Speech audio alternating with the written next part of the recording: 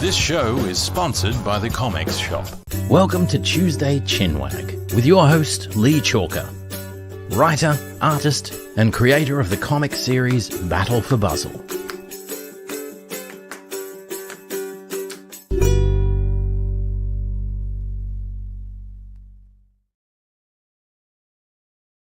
G'day, welcome to another Tuesday Chinwag. My name is Leigh Chalker. I'm the creator of the Australian independent comic book Battle for Bustle. Now that is a couple of weeks old. It's got a little bit more hair on it than I do. So that is available in the comic shop. So the reason why I mention the comic shop and why it is so important is because it sponsors the live streams, it sponsors the comics network, the community.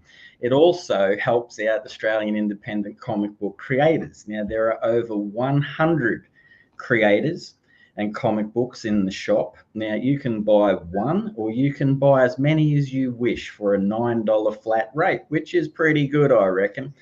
So you can support the comics community and their creators by purchasing some comic books from the shop, or you can simply like, subscribe, and share these shows, because if we can get it out to more people, that means that the algorithm has an algorithm, and it just continues to grow and makes everyone happy and brings together like-minded people in a friendly community. And look, I've had enough about me for the moment. So my guest this evening on Tuesday Chinwag is a gentleman that's known to some. He's not known to all of us, including myself at this moment. But by the end of the show, I'm hoping that he will be far more familiar to all of us. And look, I'm excited. I'm always excited. Everyone that's seen the show knows I'm an excitable dude. I'm positively booming. So let's just get into it. Mr. Owen Heitman, how are you, sir?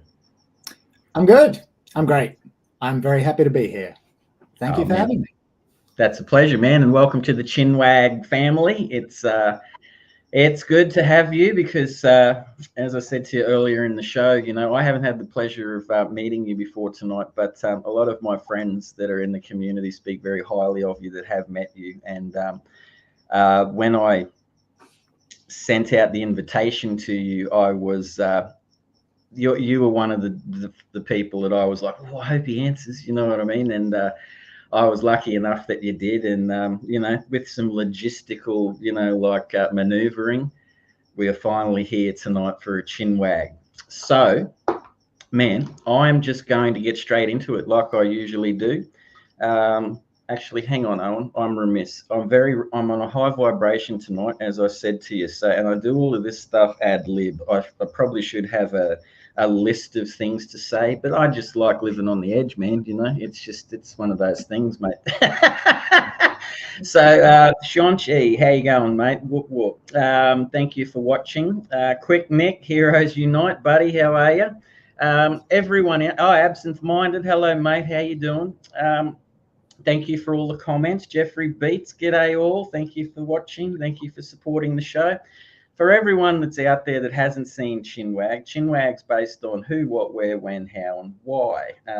It's a fluid show. Anything can happen. Anything can be spoken about. That's just the way I like it.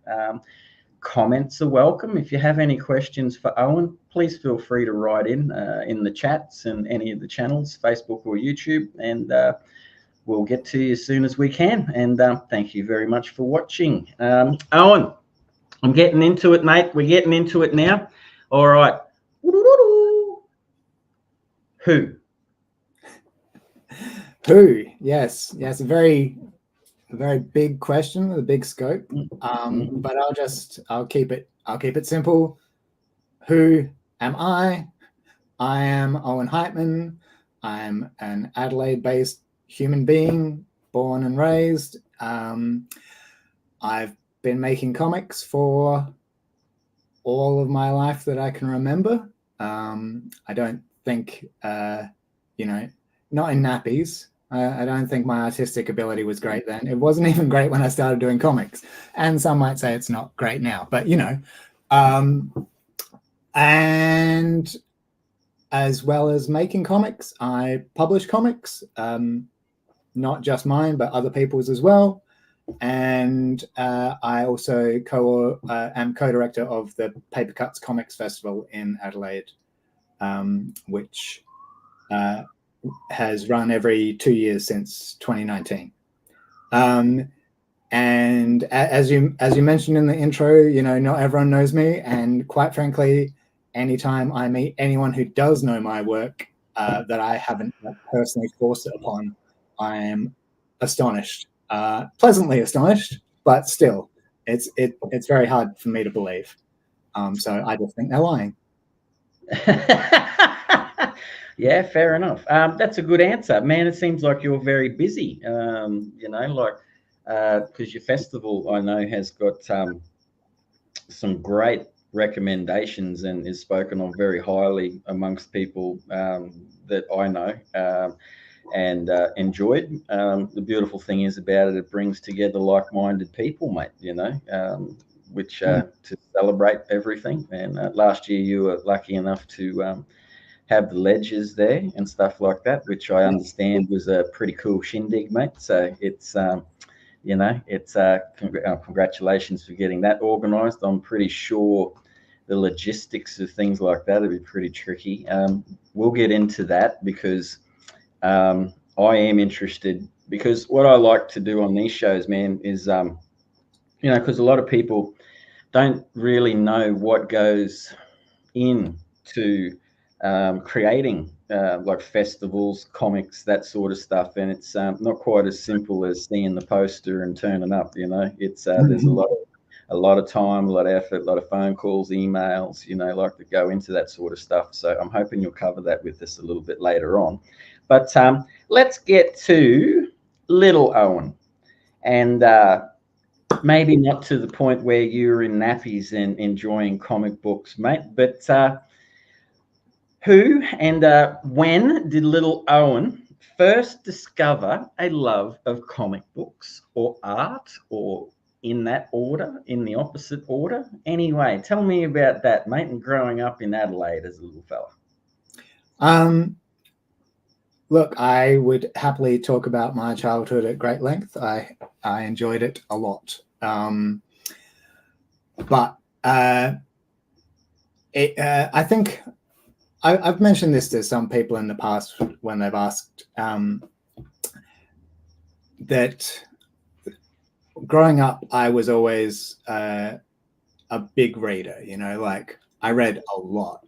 And I always saw myself as like a novel reader. And then like I always had this impression of myself of discovering comics about like 12 years old. Yep. And I had that. I would tell people this, or like in high school and in uni, I was like, yeah, I just used to read books, but then I discovered comics, and then I started reading both. And then then I actually like looked back at the facts, and I was like, oh no, the whole time I was reading books, I was still reading Tintin, I was reading Asterix, I was reading Peanuts, I was reading Calvin and Hobbes.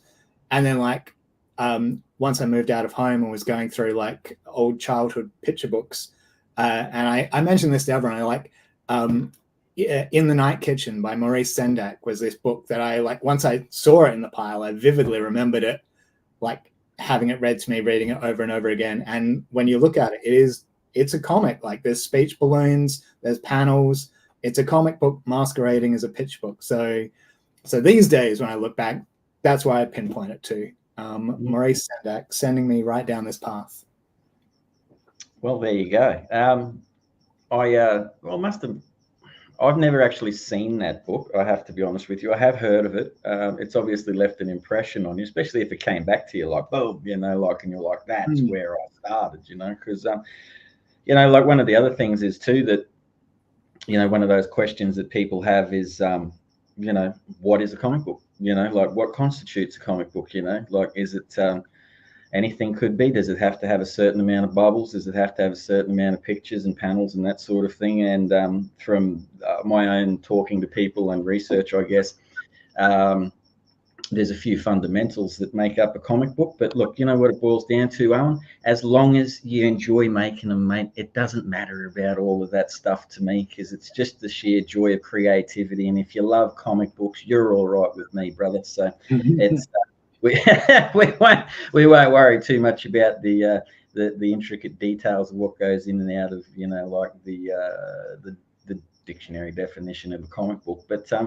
when you like I'm a huge, hello Adam, how are you, buddy? Another fellow, you know, like South Australian there, mate, Mr. Gillespie. So somebody I've been very pleased to publish. Yes, his award-winning graphic novel. Yes, we'll get to that, because I know Adam's part of your publishing crew, and man, you show as many of those books as you wish, because I'm all for people promoting Australian comic books, man, because just so you know, because I've never met you, is it's a huge love of mine, and anyone that knows me knows that comics were a huge part of my life. But being part of the Australian community and meeting so many people and seeing the beautiful work that they've done of all different varieties, man, is something that I think should be in front of as many people's faces as possible. So if, you know, along the lines, if you've got your portal that is sitting next to you and you're talking and you want to, you know, chuck it up there, mate, you feel free. So it's it is all fluid. I also used to love novels. What sort of novels did you used to read when you were younger? Look, I read a lot of novels, but they were not, like, for the most part, adult novels. You know, I was reading lots of the Three Investigators, Biggles books, like anything that was aimed at a child about 40 years older than I was. You know, a child from 40 years before I was born, and I was like, yes, can't get enough of this. Yeah. Because that's what the library was full of and stuff. Yeah, Arthur Ransom books, the Swallows and Amazon series, they were a big. I was a big fan of them. You know, The Hobbit, a lot of Enid Blyton, and yeah, a lot of this. The Susan Cooper series, Joan Akins series, The Wolves of Willoughby Chase. I've been rereading those recently. As a very much an adult now, I enjoy revisiting a lot of these books from my childhood and seeing which ones hold up and which ones don't. And, you know, this Joan Akins series that I'm reading now, it's like it's not even a penguin book, it's a puffin book. It's aimed at children, and there's so many words in there. I'm like, I don't know what that word means. Like, I gotta go get a dictionary. Like, and it's I'm enjoying that thoroughly. And loads of particularly the early Three Investigators novels really hold up. But then there's other stuff where I've reread like John Bellairs or Bellairs, I don't know how it's pronounced, but those books terrified me as a child. Like, I had 2 or 3 of them that I got at a library sale, and like they were on the bookcase next to my bed, and I had to turn them around so the spine faced the wall, because even seeing the title when I was going to sleep would just give me nightmares. But I reread one of them recently. I was like, this isn't very good. It's funny, when you like, because I'm like you, man. Like, I voraciously read when I was younger, and I've spent a little bit of time over the last couple of years going back and because I'm a hoarder, Owen. You know, like, I like to hoard things that mean something to me, mate. You know, and it seems to be comics and books and art. And I've gone back and read some of those comic books and books, and I've often thought, like, man, I seem to have a different recollection of this, because there's things that left me terrified, and, you know, I'd only read during the day, and, you know, like, but it's funny, the memories that come back with those books too. You know, I once got out of a midnight mass, mate, because I was so voraciously reading a Dragonlance comic book that you know, like a Dragonlance novel, Dragons of Autumn Twilight, that my dad decided that I didn't have to go to midnight mass this one year, man. So I don't know whether that's a good thing or a bad thing. It's just the memories that come back from you when you go through these books, man. I probably hadn't thought about that in 30 years, but I picked it up and I was like, I remember that, sitting on the top bunk, man, like just like sitting there, like, man, loving every minute of it. Dude, what you mentioned Asterix and Tintin and stuff like that. Were you picking them up from school or the library? Because my school library used to have loads of Tintin and Asterix and what you were talking about, and yeah, me and my mates used to read a lot of them. So whereabouts did you touch base with those? I reckon probably the first one I read was probably from home. Dad had a copy of Asterix and Cleopatra, like an old hardback where like it was, the spine was falling off of it because it's been reread so many times. Yeah. I reckon that was the first Asterix that I read. And there was some in the school library. There was some in the local state library, or not state, local council library. Yeah. Tintin, Tintin was a much bigger influence than Asterix, but I don't remember where I read the first one. I know that one of my best friends growing up, he had a lot of them, and his parents used to give me one every birthday and Christmas. And I remember like noticing that this was a pattern. I'm like, yeah, all right. It's like 4 birthdays and Christmases in a row that they've given me one. And then I like counting how many books there are, how old I'll be once they give me all and I have the entire set. But they stopped giving them to me. And I was like, oh, my calculations wasted. I spent all that time. I prepped myself until I was 30, man, to, get Tintins. I was like, cup of tea ready to go, Tintin, all gone up in smoke. Bloody, it's amazing how many people and how readily available Tintin was, man. Like I loved my Tintin too. There's one, I think it was called Tintin and the Red Dragon from memory, and it was like an Oriental adventure, and it was awesome, man. And I know what you mean about the spines falling off, because there's probably, like I laugh sometimes because it's like collectors would look at some of my comic books and just be horrified where, I read them with love, man. It's like I'd just keep reading them, man, until they fall apart, and then I just sticky tape them back together, mate. They're still to this day. So some of them are in pretty shabby shape, but, it is what it is, man. What was your first, like American comic book that tickled your fancy?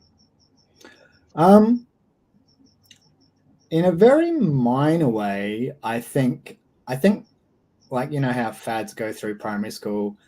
I remember like a couple of weeks or something where we were just like, me and my friends were really into Wolverine and Spider-Man, maybe. And like I don't remember ever buying any of them. I think I just borrowed my friends' copies. But I was super into Wolverine for about a week and a half. And then a week and a half? Did you just get drowned on them? Like your mates had like 50 of them and you just... Oh, no. We'd have like 3 issues from like 5 different storylines or whatever. Like the experience really kind of shaped my whole attitude towards superhero comics, like up to this day, where I would like, it was hard to get them. You find an issue and it's like part 5 of a 7-part story, and then every second panel's got a little footnote going, oh, see issue 359 from this other series, and I'm like, I've got no idea what's happening here, and it was too hard for me. So I was just like, nah, I want to like a self-contained episode. That's fair. That's fair. And then, unsurprisingly, my actual like gateway into American comics was Karl Barks's Disney comics, the Uncle Scrooge, Donald Duck stuff. Gladstone Comics was republishing them in the late 80s, early 90s. And particularly like the long Uncle Scrooge stories, they really scratch that same itch as Tintin, Indiana Jones, that kind of like adventurous comedy stories, like differing levels of adventure and comedy in some, but that's a thing that really got me. I'm still a big Karl Barks fan. Like I'm less of a Disney fan per se, but like Yeah. Carl Barks, he was, I say, one of the best comic book artists and writers of all time, and I am not alone in saying that. Yeah. And he just happened to be working with in the Disney field, but he created Uncle Scrooge, he created the Beagle Boys, he created Gladstone Gander, he created Gyro-Gearloose. So that it's the Carl Barks world as far as I'm concerned. Yeah. Well, there's some like well-known creations there, mate. You know what I mean? Like it's Scrooge McDuck and stuff like that. They're unbelievable. Oh, there's me old mate Spedsy. G'day, mate. A good dude, Spedsy. When did you? I'm gonna just have a shot in the dark here, and probably think that sort of stuff was the gateway also for you picking up a pencil and pen, or were you drawing before that? I reckon I was drawing before that. I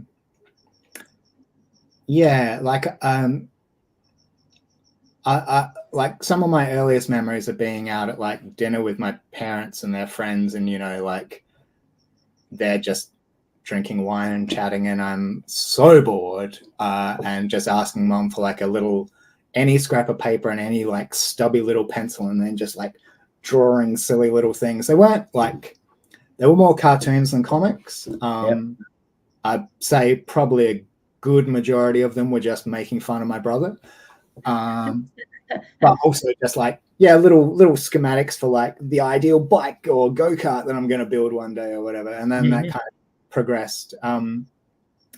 And like I mentioned, Peanuts and Calvin and Hobbes as well. Like that was what I was trying to replicate initially. Like I did a lot of comic strips before I ever tried to draw a comic book or even a comic page. The comic book came well after that. So when I was in last few years of primary school, some friends and I got together and we did like a kind of newspaper comics page for the local community newsletter.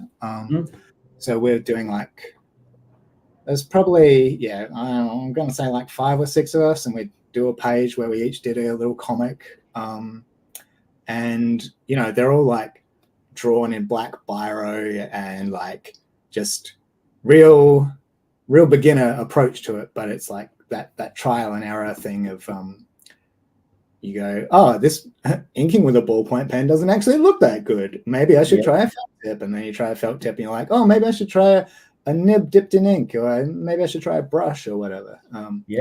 Well, these are all steps, man. I got one for you. Did you prefer a Bic or did you like the Kilometrico? I don't recall the Kilometrico. Have you heard of the Kilometrico, or you're not familiar with the Kilometrico? Look, I don't know if it made it to Adelaide. They had. Look, this is the fluidity of the show. Like, the Kilometrico was one of those things. I've probably got some floating around, but I don't want to leave the screen. It's like they had this funky little ditty, man. You know what I mean? Like, because they had an ad in Queensland. And look, mate, I'm not much of a singer, but I'll try and remember back here. See, you're bringing me back here, man. It's like Christmas getting out of midnight mass all over again. But the song was Kilometrico, what a funny name. Why is it so? Because thousands of words come out of it. It's a very strange pen, News Power. And there you go. News Power was the name of news agents. So it may have only been a News Power pen. And I don't know. If anyone out there knows the answer to that, feel free to send in comments. If people just want to completely remiss anything I've said just then feel free as well. Naughtius, hello, mate. Good. Naughtius, excellent comic book the other day, mate. I read that. So keep going, dude. Keep going. And good stuff. So Owen, I'm sorry I veered off track there, but I have a little bit of a habit of strange tangents, mate. It's just I can say with reasonable certainty that I've never heard that jingle. Maybe I've just forgotten it. It doesn't sound like the kind of thing you'd forget, though. Yeah, no, I know. The worst part is I've walked around randomly singing that song in my head for as long as I can remember. Yeah, so Well, I have to be honest with you here, man. It's not the first time I've ever busted that out in someone's presence. You know what I mean? Talking about the kilometric before, because that was my dad's. Look, there's nothing wrong with Bic, whatever your preferences are. I'm all about free preferences and stuff. But I found the Bic was a little bit too sticky, and I don't really like those hexagonal type shapes. I was younger. I liked the round, like pen. And the Kilometrico came in this really nice medium tip, and it ran really good. And look, that's just my happy recollections of the Kilometrico. So it brought me something. Just so you know you're not alone. There was a pine furniture company in Adelaide in the 90s or 80s, and they haven't been in business for a very long time, and I'm still singing their jingle probably at least twice a day. It must have been a hell of a jingle, Owen. Come on, man. Jingle for a jingle, brother. The Whitewood Centre's bursting at the seams with fine pine furniture. That's all I remember, but that's all you need. Mate, that's perfect. That is all you need. Look at that. It's they must have was the jingle better than the furniture, I'm assuming, if they're no longer in business. I think they just changed their name, which why would you when I'm advertising them still. Yeah. Man, I know, like the funny things that stick in your head when you're younger. Hey, it's like, who would have thought? Who would have thought that within the first 26 minutes of tonight's Chinwag, Owen, we would have shared a Kilometrico jingle and a furniture shop in Adelaide's, like jingle, man. It's like, it's this the beautiful thing about fluidity, man. You never know what comes up. It's what do you what age did you get to when you really started sticking it to drawing and writing and stuff and really thinking to yourself, you know what, I love this. I've got a passion for it, man.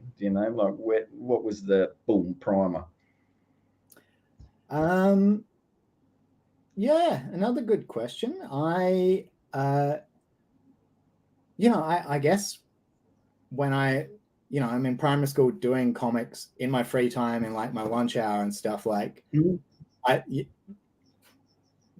obviously I had a passion for it, but I don't think I don't think until this day I've really sort of sat down and gone, oh yeah, I have thought that I really like comics. Obviously it basically is my whole life. So I'd be stupid if I hadn't thought of it, but like, I definitely don't remember a point at which I was like, oh yeah, this is my thing. It's just like, I like doing it. I kept doing it, and never stopped doing it. Like, yeah. I don't know. I'm not I don't know if I'm like a light bulb kind of guy who's like, oh yeah, I've found my calling. Like I would never have said that I've found my calling because all the information I had available to me growing up were like, you're not going to make a living making comics. So I kind of tried, but I didn't really try. I was like, I'll go get a job. You were just cruising, but it was there. It was one of those weird sort of compulsive things that you wanted to do. It's and it never went away. I understand exactly what you mean, man. It's like much like you, I was always drawing, doodling, having ideas, painting. Always like I'm an only child, so I had no choice but to entertain myself really, because I had older uncles and aunts and things, and I always used to I don't know, man, like have huge scapes underneath my grandma's house where there was an old dog called Sam, and he used to sit there with me, and we'd have army men and stuff. So I mean, I guess ideas and drawing and creating and stuff is just one of those things that's sort of in you, like would that probably be the similar feeling to, Yeah, it particularly storytelling, I think. Like I have done, art for art's sake, for like want of a better term, like non-comics art. But that's, it's not my main passion, like if someone said you can never do a painting ever again in your life, I'd be like, oh, okay, it's not ideal, but I guess that's fine. But if someone said you can never make comics again in your life, I'd be like, what's the point of being alive? Yeah. I get that. Yeah, I get that too. It's there is something about storytelling, man. That's like one of the things that at the start of the year, when I realized after doing Chinwags and stuff and going through some stuff of my own, and you sort of self-analyze yourself and look at things a bit more intrinsically, I realized that storytelling is an amazing release and way to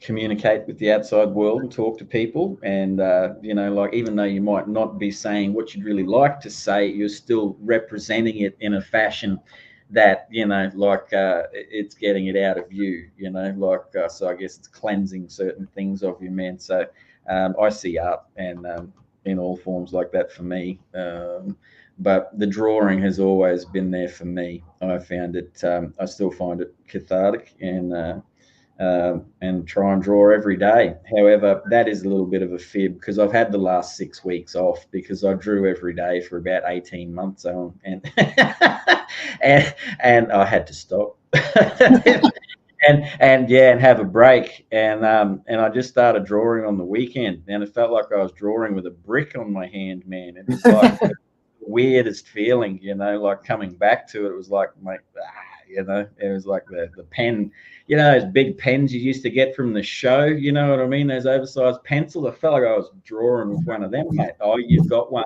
Look at that.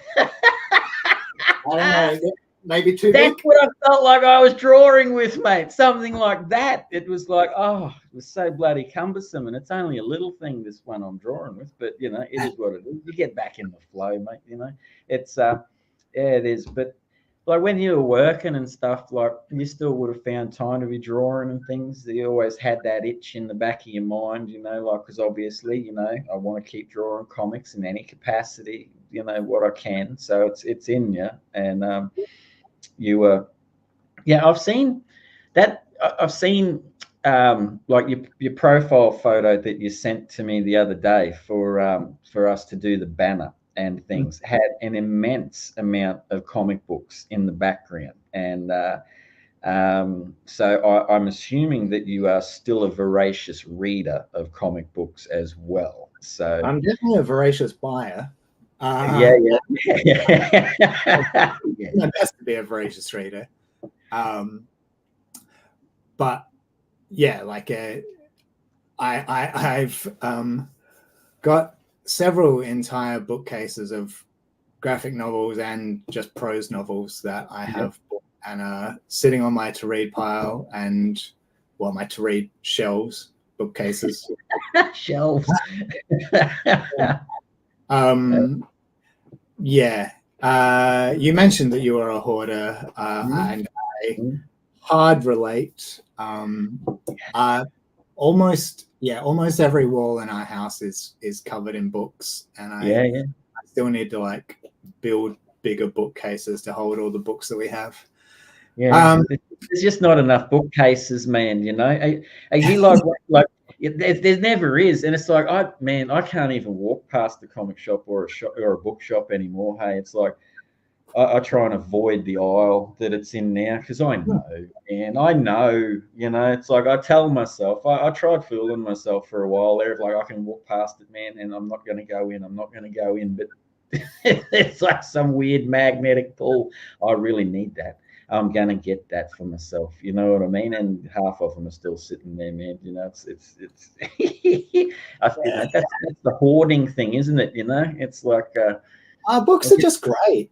They're just wonderful. Like, I mean, they look great, and then they contain all these amazing worlds. And then once you've read them, fingers crossed, hopefully I will one day read all the books I bought. Just you have it there as like a tangible way to reconnect with that world. Like, I know, I could never read on a Kindle or a whatever. Like it makes sense maybe for traveling if you're going away for a long time, but like I got a little pocket here that holds a little novel perfectly, and that's what I have one in there whenever I go traveling. And as long as it's sly.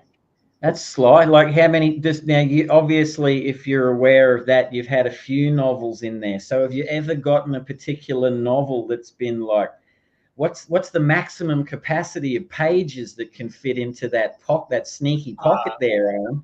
It's a particular size. It's your classic Penguin, which is the same size as a lot of other books, and probably around maybe 250 pages. So I think I had like not too light, like just right, mate. As they say, it's like, just good enough for a quick little read. Pocket it, stick it in that pocket. That's cool, man.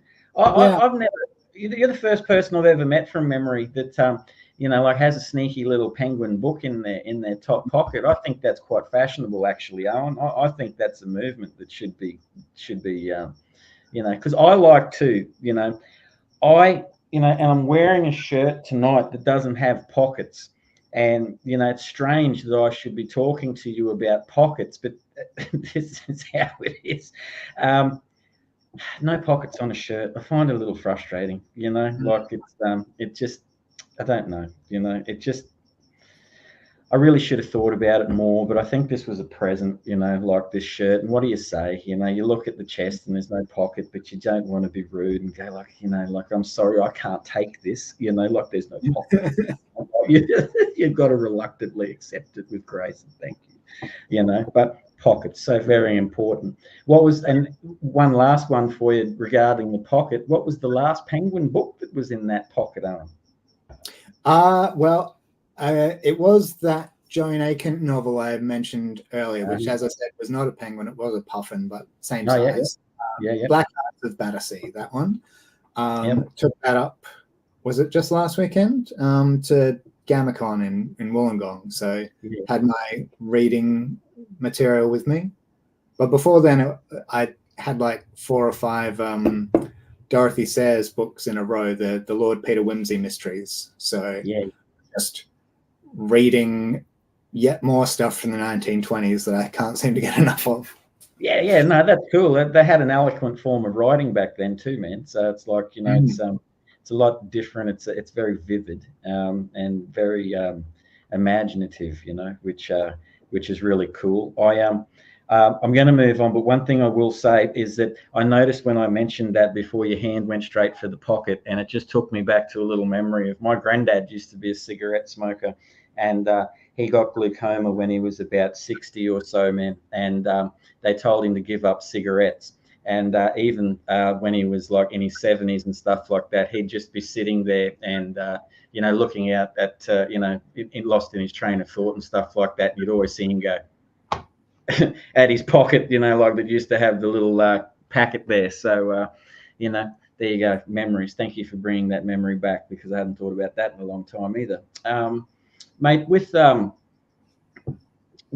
your first comic book. So for people that don't know, we're gonna move like through your career, because you're a busy dude. Like, I mean, again, you're not just supporting your own festival, but you do move around because to others and stuff, and you spread your like the word of comic books and things because you are a publisher as well.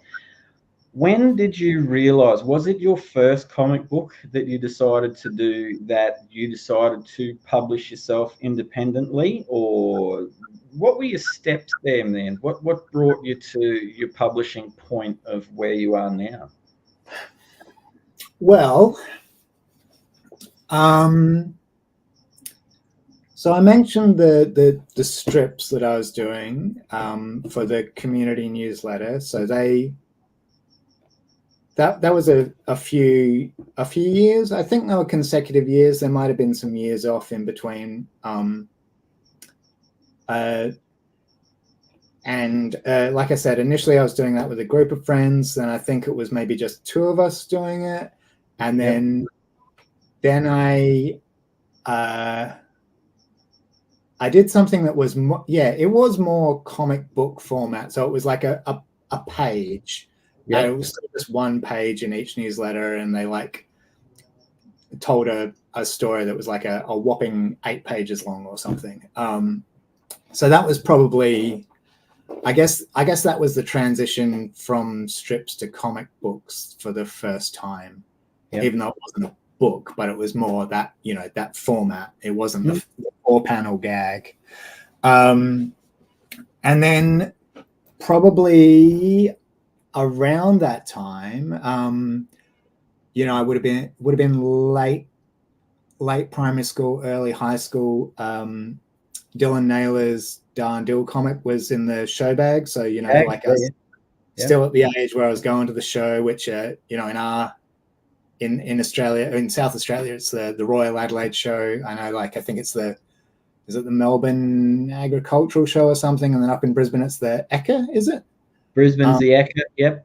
Yeah. Yep. So they got little different names everywhere around, but, they're the same. It's the same deal. You got a Ferris wheel and some Dodgem cars and show bag stuffed with more sugar than a small child can reasonably survive. And the Gravitron. Don't bring it up. Bad memory.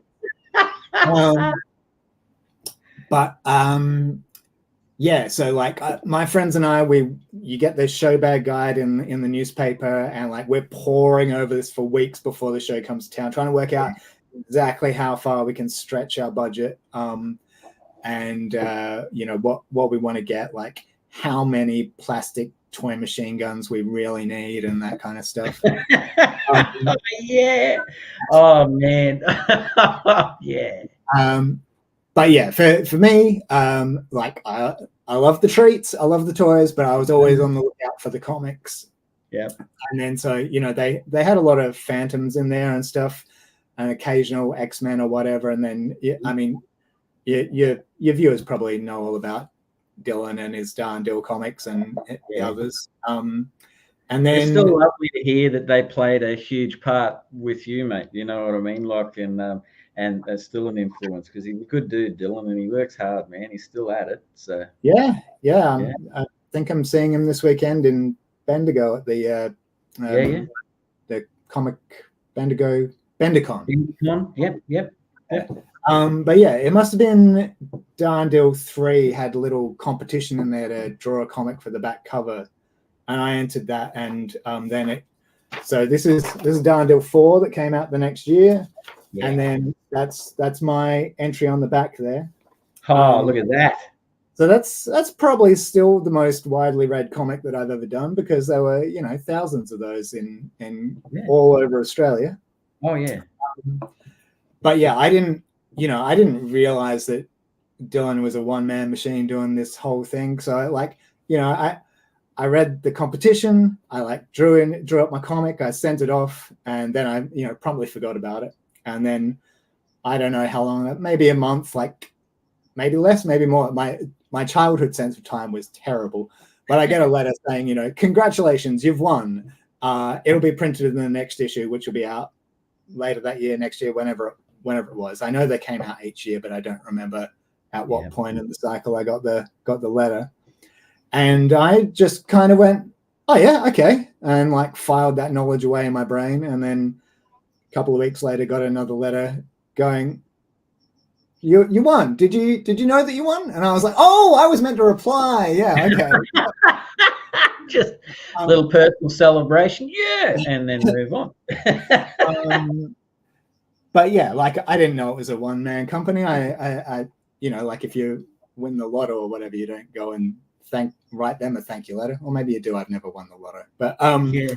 So I wrote back and I was like, thank you very much, and that started a correspondence with Dylan, which is still like, I mean, back in the day we were writing paper letters and stuff. Now it's emails and more recently Facebook messages, but we're still in touch. And yeah, he published a few more of my, I think I did a back cover for another issue, and then at least 2 more stories.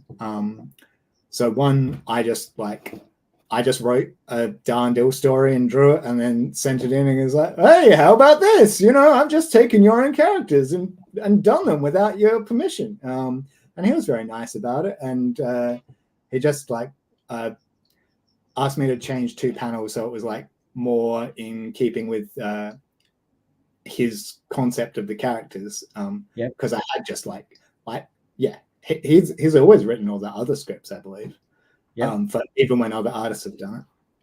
And then must have been a couple of years after that, he sent me a script that he'd written for me to draw, and I did that.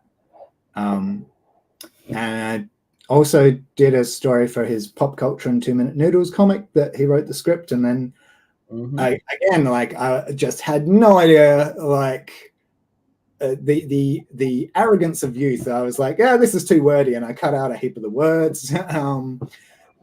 So not something I would should have done or would do now, but I was like, oh.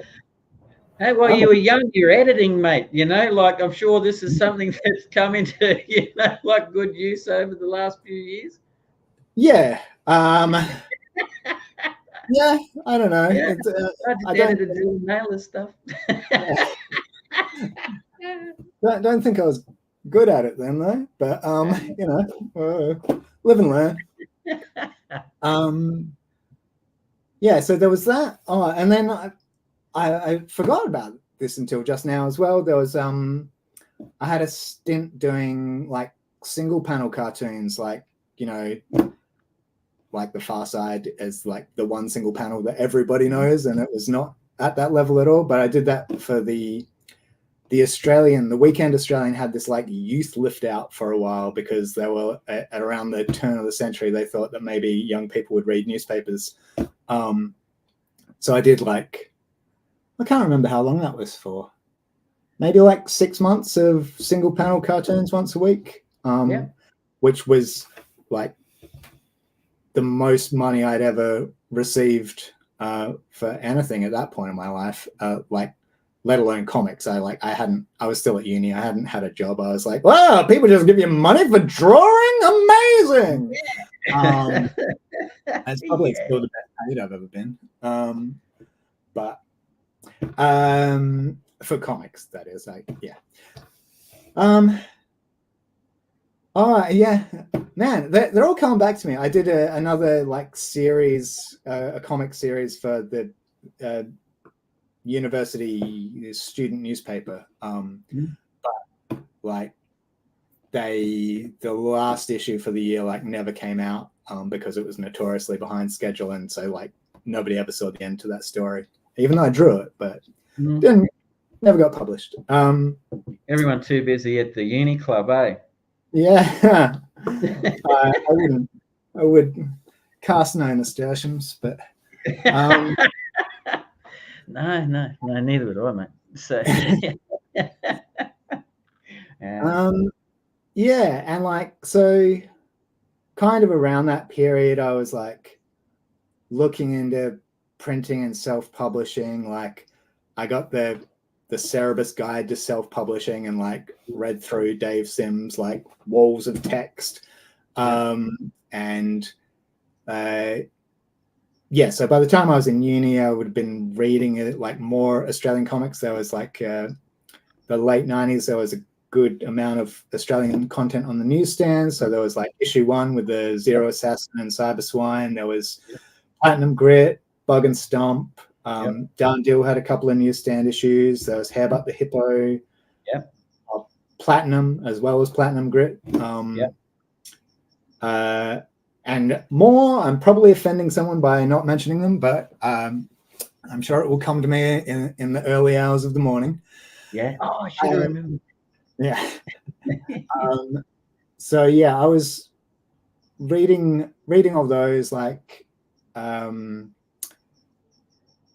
and you know, I maybe I wrote to a couple of them, but Dylan Naylor was the only one I was like in regular correspondence with, and he gave me some like down to earth advice about how much it costs to print a comic, and like that it's really not a money making thing, which is like I definitely don't approach comics as a money making thing now, but when you have no money, you kind of like don't want to lose money, at least on it. Yeah, so sure.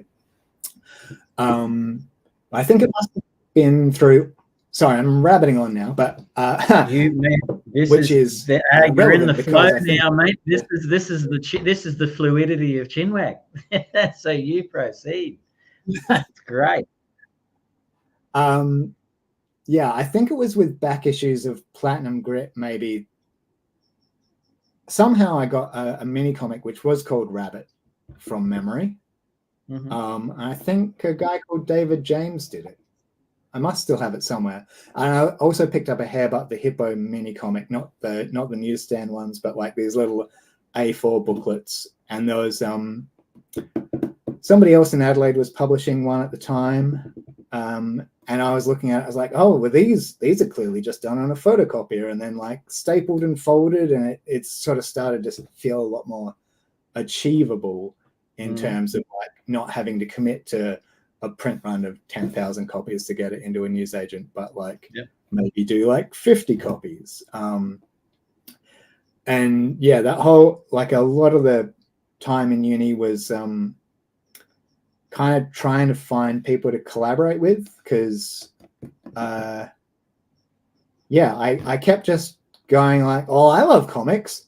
My friends will want to make a comic with me. And like, it's only with the benefit of hindsight, I realized that none of them were interested in comics whatsoever. So these projects where I was all like, yeah, let's make a comic. And I'm really excited. And they're like, sure, Owen, whatever. And then like none of them ever happened, unsurprisingly. So that's my pro tip. If you're going to collaborate with someone, make sure they want to, you know, you're not forcing them to do it.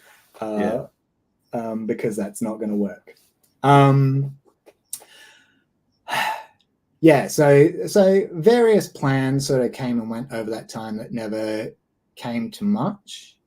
I had another crack at doing a newspaper style comic, like the Sunday half page, but an ongoing story, but comedy. And I pitched that to one of the street press in Adelaide. And they were like, we love this. This is great. We don't have a budget for this. We'll think about it. While we're thinking about it, do you want to write CD reviews for us? Because you clearly like music a lot. And I was like, yeah, okay. So like, I started writing CD reviews, and then like 6 months later, I was like, so how about that comic strip? And they're like, oh yeah, like here's some more CDs. Go review those. So I like reviewed CDs for them for like 15 years or something, and they never published my comic. Right. Still waiting for that comic, mate. But you got plenty of, you're the #1 review guy of CDs down that way. Yeah, it was a good time while it lasted. I miss street press. That's something we don't really have anymore. At least I guess there are a few that crop up now and again, but they don't seem to last very long. Yeah.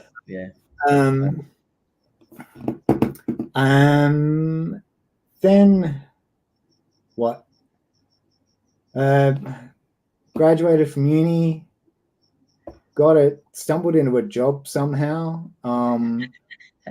and then that company like went into receivership after about 12 months. And So then I was unemployed again, except this time I didn't have uni to do. And I was like, all right, going to make a comic. And I think I was unemployed for about 3 months, and I drew precisely 3/4 of one page of a comic. And then I got another job and discovered that once I had once my free time was more limited, I used it a lot more efficiently. And so I drew a page every day for the next year. And then I sort of 3/4 of the way through the project, I was like, well, I'm going to have this comic. And I don't know what I'm going to do with it. And I know it takes a lot of money. I was drawing it, US size. And it was going to be 48 pages. And so I was like, it's not really going to work with that kind of the photocopy model. Anyway, I applied for a grant and got a reasonably big grant to have it printed offset. It was still black and white, but I printed it offset for some reason. So a really nice looking book that probably needed a lot more revisions than I gave it. So that was this book, How to Save the World, A Beginner's Guide. And that is, so I printed 1,200 well, I asked for 1,000 and the printer came back with the boxes. It's I did 1,200 for the same price because it's it doesn't mean anything to me. Once I press the on the printer, it's easier not to turn it off again.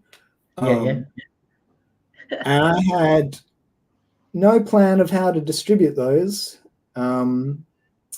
and had vastly overestimated the interest in it. So that was my introduction to the world of self-publishing. Have you still, as that copy that you're holding there? There you go. Shane said, I love that book, my first Owen. So there you go. Not love it. I really, really do not love it. I still have boxes of it, multiple boxes. You still cart them around. It's one of those double-edged swords. I suppose you love it because it was the first thing you did. But then, as you said, you look at it, I should have revised that. I should have thought about that. Now you've got boxes of them that no doubt you've probably been moving around and, for ages and ages. It's man, that's so cool, though. Do you take any of those books with you to, the shows and conventions and things that you do, or you keep them hidden? No, I still take them. Sometimes I feel like I shouldn't, but they're my upselling thing now. So if you've picked up one comic and you're going to buy a second comic, you get this for free.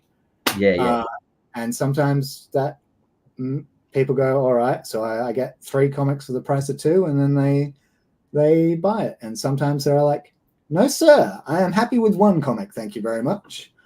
And every so often somebody comes up and they're like, I don't want it for free. I want to give you $5 for it. And I let them do that.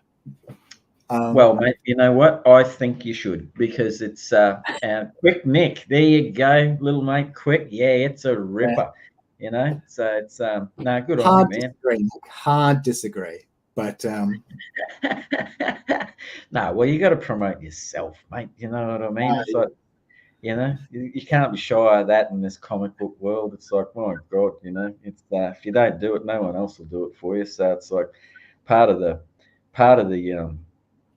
deal, I guess, isn't it? And you do, I mean, that's another piece of advice for anyone that watches the show in the future or presently that wants to do their own work, is you do have to think about things like Owen just said. If you've got old stock, how do you use it? You could use it as a sell on point, 2-for-1s, that sort of thing. I mean, these are all they're good pieces of advice that you sort of don't really think about them unless people tell you, you know what I mean, or suggest it in conversations like this, mate. So I have never stopped telling people, don't print 1,000 copies of your first comic. Right? This is mine. People come up to me and they're like, hey, how you going? I'm just like, don't print 1,000 copies of your first comic. And they're like, I wasn't going to. But yeah, that's my good advice. Number one, learn from my mistakes. Yeah. Well, that's what that's the beauty of experience and like mentorship is too, mate. You know, Adam Gillespie. I have 2 copies. Oh, we got a competition going here, Owen. You know, like for your comic book, mate. Has anyone out there got 3? Come on, own up. Owen, you got more than 3. You're not allowed in this one, mate. This is a competition for outside the Heitman house. You know, like this is for the general populace to show their popularity. You know, but no, it's all good info because, like, you know, the one thing I've like passing on from yourself as a publisher and someone that's gone through, you know, like obviously you've just expressed to like learning, like seeing mini comics and that, you know, like that primed you into realizing that you could do things yourself on a low budget because I myself have never done a mini comic, but like my friends, like particularly Ryan Vella is like the master of the mini comic. That's all he used to do when he started because he didn't have much money, but he just desperately wanted to do comic books, man. And he'd put comic books out in like little plastic, you know, folders you used to get with those weird circular clips, you know, from the news agents and photocopy things. And he started like that, man.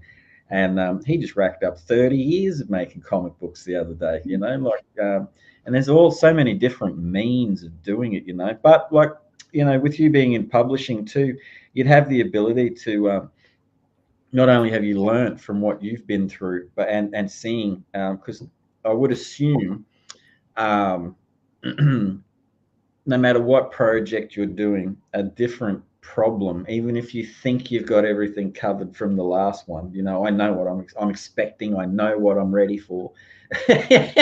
Some new little thing will pop up along, you know, like on the next one, I'm assuming, mate. So it's everything would be different.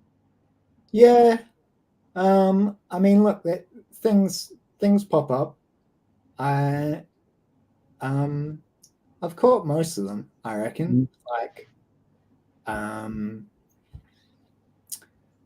yeah, there are a few things like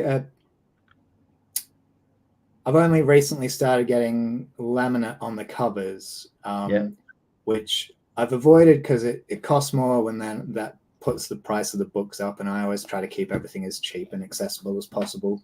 Yep. And it is fine for most books, but anything that's got a really black cover, if you don't laminate it, it gets scratched up pretty easily. So if you're moving them interstate or anything like that, you know, like, well, you could be moving house, but I'm just like going to interstate events, and they tend not to arrive in pristine condition, which can be fine at a zine fair, but like a different kind of event where people are like more obsessed about stuff being mint, then it's a bit of a hassle. Yep. But yeah, look, I mean, there's trial and error is a good way of learning, and doing test prints is very good. And yeah, like I'm always trying to learn how things work, you know, like the most recent books I've been publishing, they've been done at a printer around the corner from our house, so I can just like go in there and go, hey, well, that is how I got involved. We were just walking around the neighborhood and I saw this sign saying printer, so I like grabbed a comic and I walked in there and I was like, hey, can you print something like this? And they looked at it and I flicked through it like, oh yeah, we can do that. Hey, you like that attitude, eh? You know, yeah, we can do that, mate. You know, like, we're going to go. It's like, that's the way to do it. But yeah, you know, they'll happily chat to you about like, oh, you know, this stock's no good, or like, oh yeah, we need to sharpen the blades and those trimmers or whatever. Or like, do I have it here? Oh yeah, this one, like, not going to be any good to like. You can't feel this through the screen, but if you could feel this, the texture of this paper is very nice, because I just went in there. I was like, I got something in mind. Show me all your stock. And they're like pulling stuff off a shelf going, is it this? I'm like, no, it's not quite what I want. What else you got? and yeah, like I'm super happy with it. It's real nice, and it like I don't want people to like it because it's fancy paper. I'd like them to read the story and connect with the story. But if they like both, then that's a nice thing. Oh man, there is something nice though about getting, like, when you get a comic book and there's like a fancy little extra, whether that's like the delicacies of the paper, or a little bit extra gloss or something, like, because money's not cheap to come, it's not easy to come by, you know what I mean? Like, so when you do, like, want to shout yourself something or splurge on something, or you see something you want to support, you know what I mean? It's always nice to get what you feel is like a little bit extra magic there, man. Do you know what I mean? But I love, because I'm in Townsville, far north Queensland, and our printers, man, they're like non-existent basically, because majority of, like, if they do anything, they're just doing flyer runs. But what it's like now, it's cheaper for people to do digital, like versions of things, send them off, like interstate, to the capital cities. They do things en masse for cheaper and mail them back up. So a lot of our printers here and stuff like that are very selective, and I guess not as cheap, like as what they were back in the day. But that there's a certain beauty that you just said there that I had not actually appreciated or thought of until you just said that. But being able, instead of looking over a computer and seeing, going through, it's going to be this much paper weight, this, like, and if you use paper and you draw on different papers and you're aware of it, you know what the weights are and how close it is to cardboard, and you get sort of used to those nuances. But if you're new to it and like talking about paper, man, being able to go to a printer and, oh, I like that paper and I like this and I like, like, and that'd work well, like there's a beautiful quality to being lucky enough, man, to like being hands-on like that, so it's yeah, it is, because these things, I think these things count, I like them, I always like nice paper, whether it's to draw on or hold a comic book with. Oh, we got Shawnee. Hello, champion. I could actually hear the texture. It picked up on the mic as you brushed the cover. There you go, Owen. Hey, look at that. I'll include that testimony and Jonas, hello. Sales pitch. I don't know. Yeah, you can hear the texture. Yeah, just like like rubbing it, man, voraciously, so that the texture's noise, mate. You could even spruik it up, mate, and put a like a loudspeaker in front of it. People will be wondering what that lovely scratchy noise is, and you can give the credit to the paper. Can I ask you a favor? If you could hold that comic book up for us again, man, and I think. And hang on, can you bring that up to full screen so Owen can show that off, mate, if that's okay?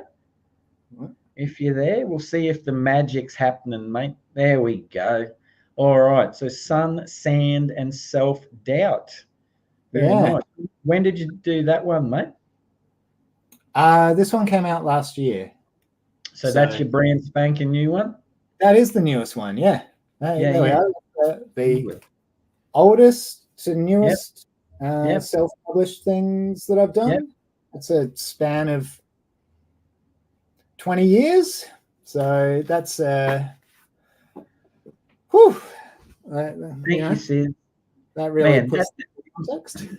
Oh, dude, like these, like what we were talking about before is like, man, some of these things take time, man. Creative projects are just, I don't know, Owen, I'm not really one with deadlines, man. I just do my own thing, and I just create. The creative process is finished when it's finished, mate. So it's like, for me, it's like I tried rushing. Yeah, wow, 20 years is impressive, and that's a long time doing comics and being involved. Between those two, it wasn't like, that's not my first and second comic, Yeah. But dude, you've done a heap before that. I mean, I don't know, man. I've met a few people on this show, and I've never met anyone that's been on the back of a Dar and Dill comic. So I've got to tell you, like, that's quite something. Do you know what I mean? Like, because I met Dylan on the show before, and I remember it was years later that I realized who it was, like name wise and stuff.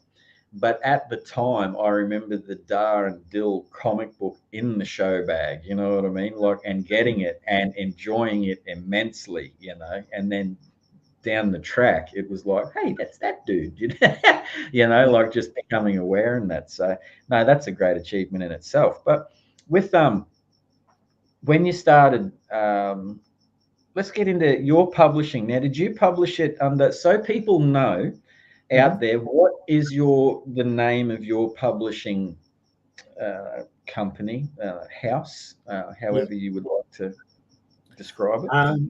Well, it's called Amplified Press, and I think that's showing in reverse, right? Everyone's going to see that back front? No, I can read that. Oh, it's just me. Okay. I must have set it up like that. That's great. Anyway, that's Amplified Press is the name under which I publish stuff now, since 2017. Before that, I was publishing under the name 24-Hour Cynic, which I mentioned before that I like music a lot. I just stole that from the name of a song by Even. And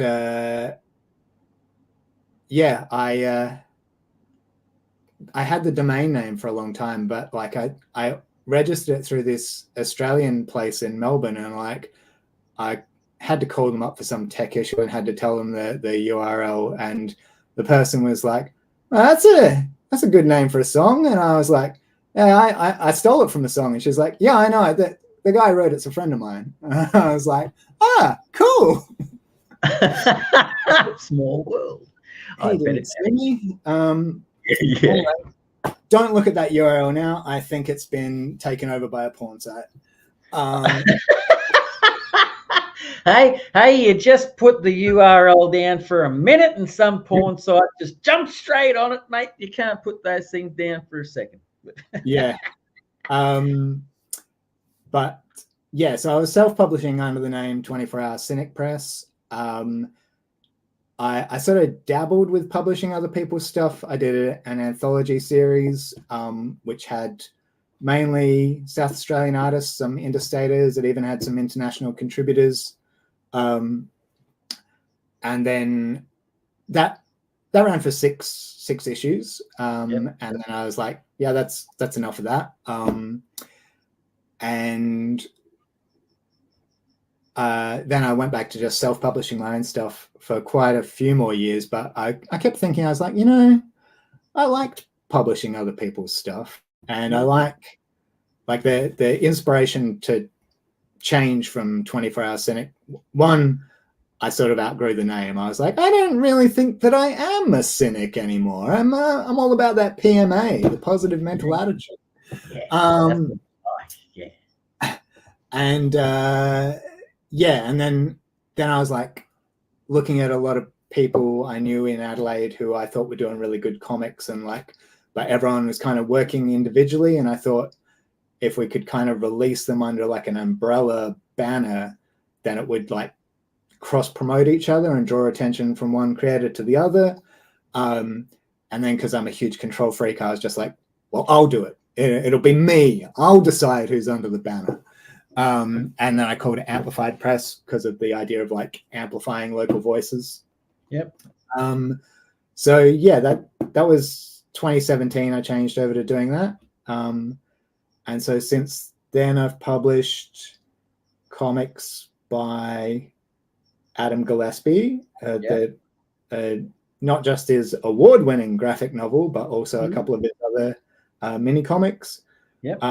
Stuff by Georgina Chatterton, who is admittedly my partner. So that's, but I don't publish all of her stuff.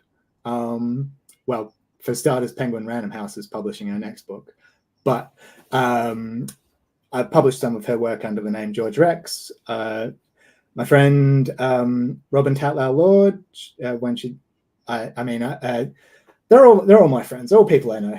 Rebecca Sheedy, Finn O'Sullivan, Sarah Milne, I'm sure that I am going to have forgotten someone, even though it's a very short list. But yeah, I love their comics, and I like preparing stuff for print, and like that personally. No, there's nothing I hate more than seeing like a really nicely printed local comic that's full of typos. And my day job is being a proofreader, so I go through them with a fine-tooth comb, and I'm like, can we take out the apostrophe there? That's not a plural. That is a plural, and so forth. So yeah, and then I take them around to events and sell them, and then I give all the money back to the artists because it's a terrible business model. Yeah, man. I look, to be honest with you, you just answered one of the things that I was most interested in, because I love just getting, like, because everyone's process, whether it's art or I'm talking to publishers and people that do things, is different, like, and it's what is, comfortable and learnt from, like mistakes and trial and error and things like that. And I've from what I'm learning and seeing the success of not just my friends, but like, people I'm meeting like yourself now, you know what I mean? And even Sis, and seeing what's happening with Comex and everyone in Australia, really. Everyone has their slightly different, reasons for doing it, and everyone has their slightly different processes, like they have with creating a comic book. But the one thing that I have to say that everyone shares is just the enthusiasm of just seeing, like, I guess it's what you said, like, like having the positive mental attitude and that happiness to, oh, look, man, like, just, I guess it's a weird thing to say, I suppose, but just from going through recovery myself for 3 years, the word service comes up a lot in studies and what I do, and service is helping people, find a voice, bringing joy, and doing what you can to help people. And I'd just like to give you a thumbs up on that, man, because just with what you said there and how happy you were to, hello, Stu, and how happy you are there to, like, you didn't even talk about yourself, mate. You were talking about, it makes me happy. I just love getting this stuff out. I love going to these conventions and things, like, that's really cool. Like, I think that's a great attitude, man. And in terms of that, like, I applaud you for that, man, because I just, there's no place. It's a community love thing, man, and you make what you can of it, and I just like that attitude, man. I'm an advocate of people that like helping people, I guess, so in a roundabout way. Good on you. I had that's okay, mate, my pleasure. I had the pleasure of about 12 months ago, I had the pleasure of meeting Adam Gillespie, and he came up to Townsville on a holiday, and it was quite random. I was flicked over on, like as you do on lunch, like kill a bit of time and having a cigarette, and like I'll have a look at Facebook for the first time of the day, and there's Adam Gillespie. Had bought a couple issues of my comic, and he bought them from the local comic shop, and I'm like, what, And I sent him a message. I said, hey, man, thanks very much. And he's like, oh, yeah. I'm like, how'd you get them? And he's like, oh, I'm up here on holidays. And so lo and behold, it was really quite weird, man. And, oh, okay. And I'm like, whereabouts are you now? He's like, oh, like I'm close to the city. I'm like, man, I'm sitting in the city. He's like, oh, I'll be there. And bang, he came in. And we ended up catching up and touching base. And I met him. And he's another voracious fan of Australian comic books, and a very nice dude too, mate. And I like the fact that from what I've seen of Amplified Press's books,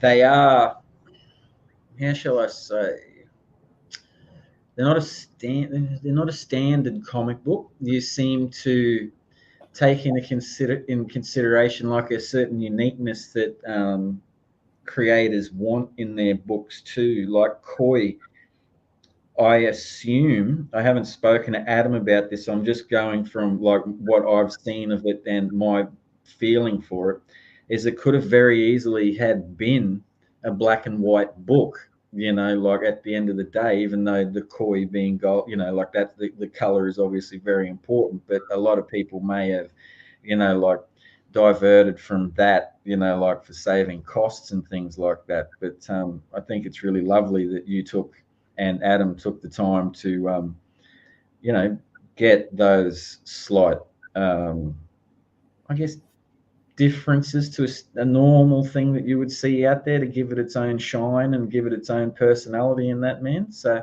it's something you look for in when you're like finding things that you want to publish. I know just as being a fan too, and you want to like, yeah, I'll publish your work, but from just getting inside your publisher's head now while we're having a yarn is like, are there things that you look at and like, even though you're the fan, you're still like, there's that analytical side of you as well as like, how could I make that work? Is this got, like what I'm looking for? Do you put the publishing hat on or do you keep them separate? Like how you work with that?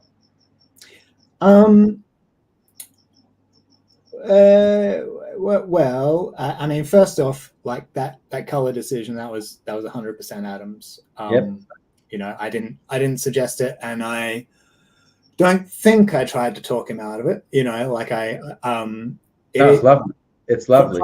I think it is great from a comic like print production point of view. It is annoying because like you got to print the whole thing in color even though a lot of the pages are 100% black and white. And like, I mean, at least with the printer that I used, he did say like, oh, maybe we can run these pages separately through the black machine, but then like it was a different black, so it would have been like a little jarring to go from that less rich black over to the rich black. And so I can't actually remember. I may have run it past Adam that he could do it cheaper in just pure black and white, but I don't think so, because I think it is pretty important to the story. Yes. And it makes it it's good, it's good.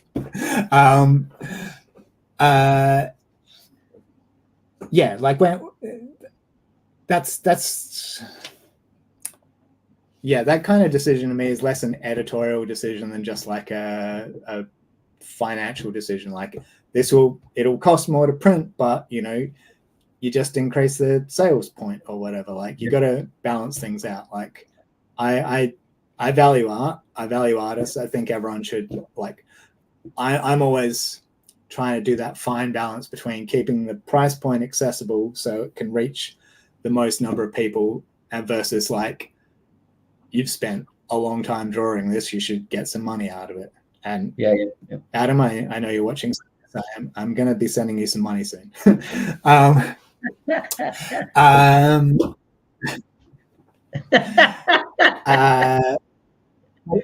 Sorry, the other part of your question in like, what am I looking for? Like, I have had not a huge number of people, but a number of people have approached me about publishing their comics, and for the most part, I just got to say no. Like, and sometimes it's regretfully, and sometimes it's less regretfully. But like, it's a one-man business. A best-selling book doesn't make me any money. Like all I keep once I have paid the artist is the amount that it costs to print. So like, it doesn't matter if it's going to sell like 1 million copies. It's not what I'm necessarily looking for. So on the one hand, like, I have to apply some parameters to make it more manageable. And for me at this stage, that the main parameter is only working with South Australian creators. And, like most of the sales I do are going to be in SA. People are more likely, I think, to buy local. And it means I have a better chance of like building a relationship face to face with someone than if it's just like somebody in Queensland emailing me stuff like as you may know, I don't like the video calls and stuff, so it would be more email based, and then like that there's more scope for misinterpretation or like people to get the wrong end of the stick. Like I'd like to just be able to have a chat and make sure everyone's on the same page about everything and everybody's happy. Absolutely. So essay based people, and like realistically everyone that I've published so far has been people that I know, like either very close friends or people that I know less closely. I mean, you know, like I've known Robin Tatlow Lord for longer than I've known my partner, but then I live with my partner, you know, so like they're very, very close friends. Adam's great, and I consider him a good friend. I haven't known him anywhere near as long as those two. And there is scope on the horizon for publishing people that I haven't like got an established relationship with, but there's got to be a lot going on in the work for me to sort of take that leap of faith and go like, this is so good that I really want to take a risk on it. Get that. But yeah, like, you know, I publish the comics that I like, and I've got pretty broad tastes. Is the essay different? Yeah, is the South Australian market different to the rest of Australia? Before you answer that, Owen, I'll get you to finish what you were saying, because Jeffrey, we will come straight back to that, because we will veer off into that for sure. That was exactly where my train of thought was going. So thank you for the prompt, Jeffrey. Good on you.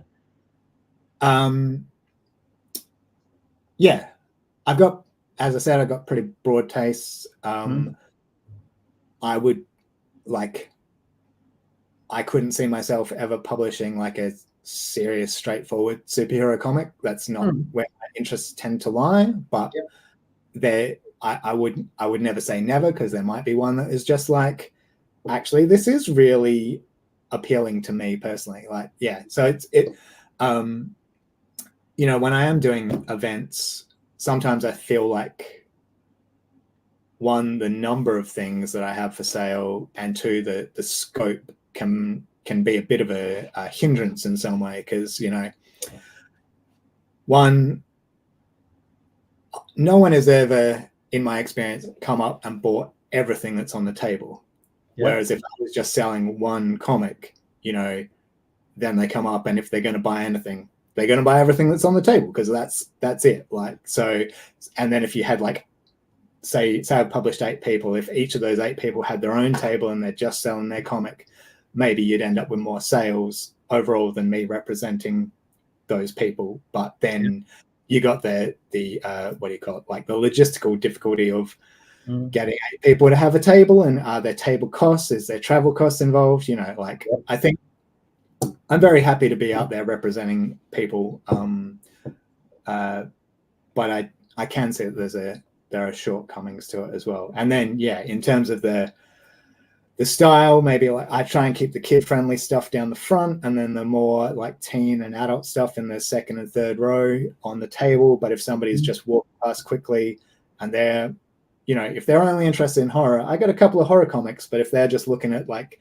the kiddie books down the front, I don't mean that in a disparaging way. Like, I love all of these comics. Like, a big part of my readership, and it's why I publish them. But, you know, if somebody looks at that and I'm not into this, you know, then they're off before maybe they've seen the entire scope of what's on offer.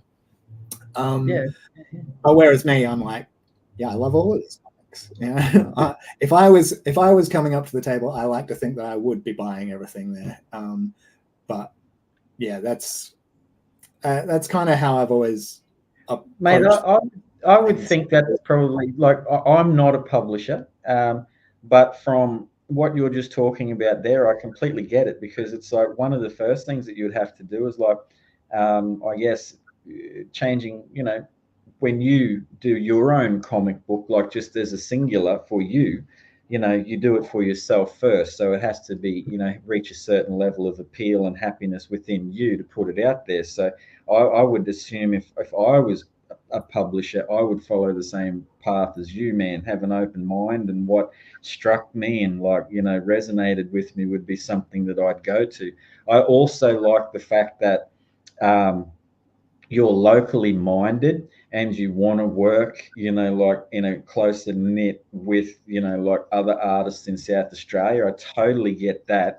And my train of thought was going exactly the way Jeffrey Beats's question that popped up again. Says, can you swing that back up, please, mate, so I can ask Owen that accurately?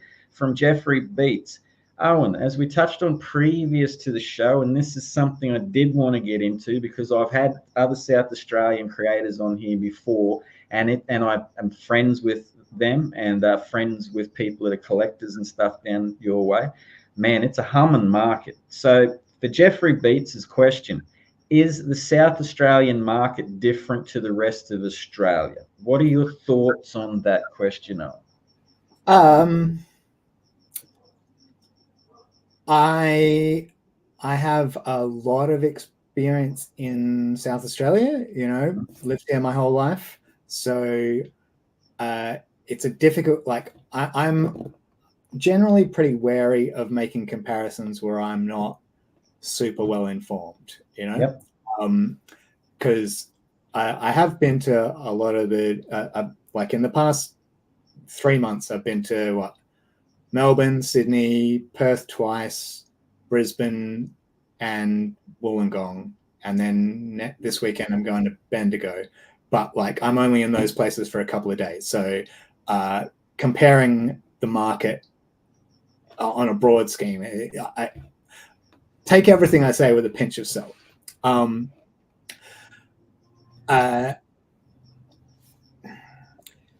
In some ways, yes, just on a purely statistical basis, I was in Brisbane recently, and I believe that there's now only one comic book shop operating in the CBD. Yeah, that's the guy. My understanding. Yeah, the guy there said that at the peak there'd been 7, I think, but they'd all over the recent years, or I'm not sure over what period of time, they'd all shut down. At the moment in Adelaide, we have 3 comic book shops in the CBD. Yep. So that's, and I think Perth's got 1 in the CBD. Melbourne, is it 2? Sydney, I think there's 1 in the CBD. Again, this is just my understanding. I'm not allergic to those places, but so just on that basis, I don't know what that says about the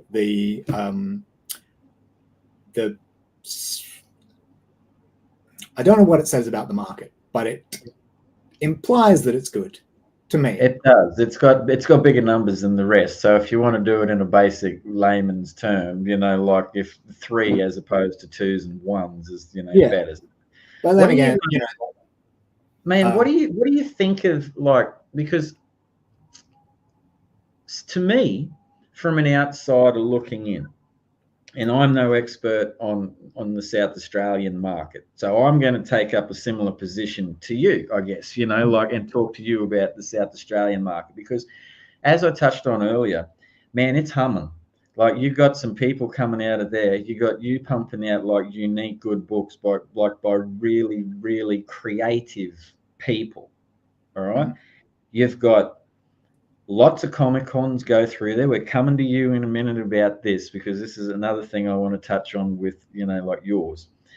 And, I've had the great pleasure of having several people on Chinwag, having known several people and call them good friends, that I've met through comics and stuff. So, I mean, just with this community, I've been able to meet people, but I don't know everyone that's out there, but there seems to be no shortage of there's comic book meetings, there's comic book groups that get together, you know what I mean? And talk comic books.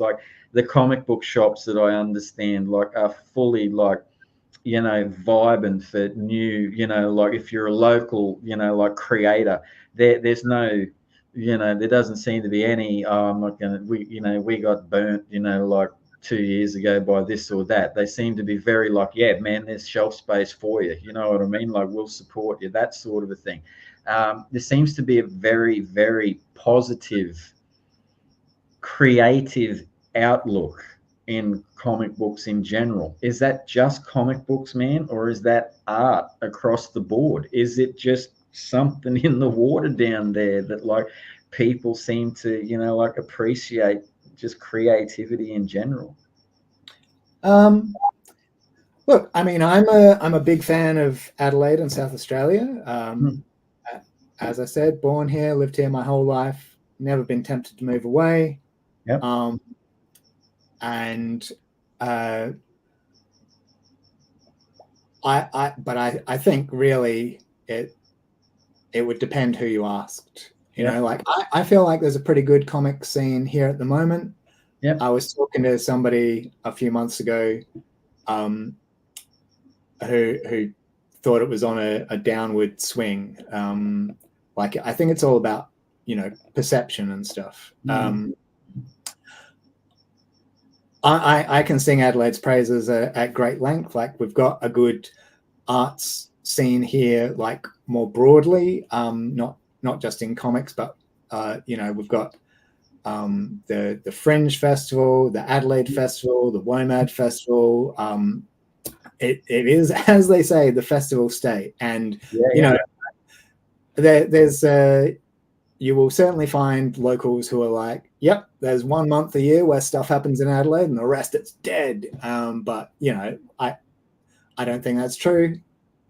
Admittedly, it's not that lively year round. So anyone who visits for the Fringe is going to get like, if they think it's like that all the year round, they'll be wrong. But if they think nothing else is happening, they're also wrong. It's a middle ground. With like,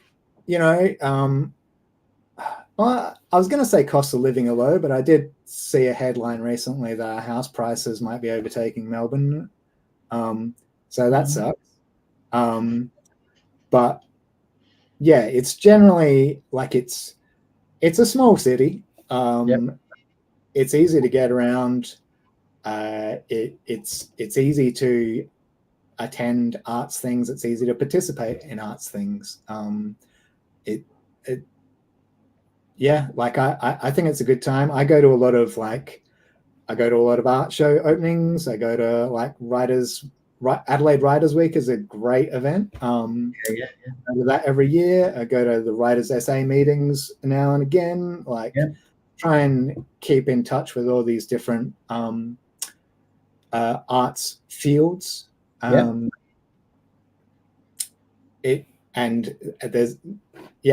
mean, I don't leave the house as much as I used to, but when I was somewhat more social, there was always something happening, Well, you got too many books to read. You're a publisher, like you're making your own comic books, mate. It's like, my God, mate, like I don't, you're proofreading. It's like, like for your day job, it's like, I don't think you'd get much time to get out of your house either, man, I do not. Yeah.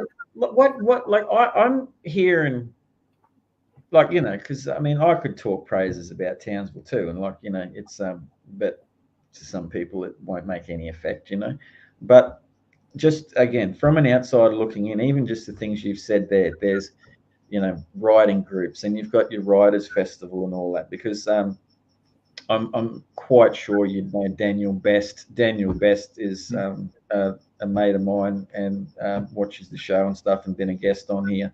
And I know one of his favorite things he talks about it all, like every year, is when he gets to go to the, the Writers Fest and stuff like that. And there just seems to be an awful lot of creativity bubbling down there, mate. You know what I mean? That to me, again, from the outside, an outsider looking in, certainly doesn't see around other places, so it's obviously got a fairly good sense of community and support and things, man, because there's that age-old suggestion that if there's creativity flooding into a city or an area, that's a prosperous area, man. Do you know what I mean? Like of thought and things like that, because creativity is, expression and liveliness and getting out there and, doing your thing and healthy. So with because we're just talking about how busy you are. Now, every 2 years, for people that don't know out there watching the show and don't know about it, and going to be watching this at some point in the future, or who even knows, Owen, and maybe they're even watching it in the past. I don't know. Like through, all the D's and the times, it's, who knows what's happening out there in the world, mate. And with the time, space, and interface and all that jive. This is going well. I love this question. Yeah. I'm glad you love it, because I'm trying to articulate it as best I can. And technically, I sort of have no idea where I'm going with it, but that's the fluidity of the Chinwag. So you and one of the co-directors of a festival that happens in Adelaide in South Australia every 2 years. And as I said at the start of the show, last year you hosted the Ledgers and had a whole heap of people down there, and people that I know enjoyed it. I watched the videos and stuff that were broadcast on YouTube of, like the awards ceremony, I guess is one way of describing it. Mm-hmm. Mate, where did the idea gestate to begin your own, festival? Where, how did this happen? Because this is not something that I've never had a guest on the show that has created a festival. So I guess, what was the thought process? What are the logistics involved in it? Is there a reason why you only do it every second year? Because you need a year off to get over the headache. What's it all about, man? How do we get started? Well, I think Sarah Searle is involved in the Perth Comic Arts Festival. Didn't originate it, so just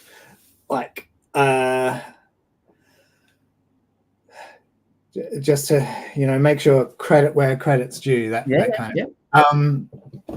So yes, I am one of the co-founders and co-directors of Papercuts Comics Festival, which has happened every 2 years since 2019.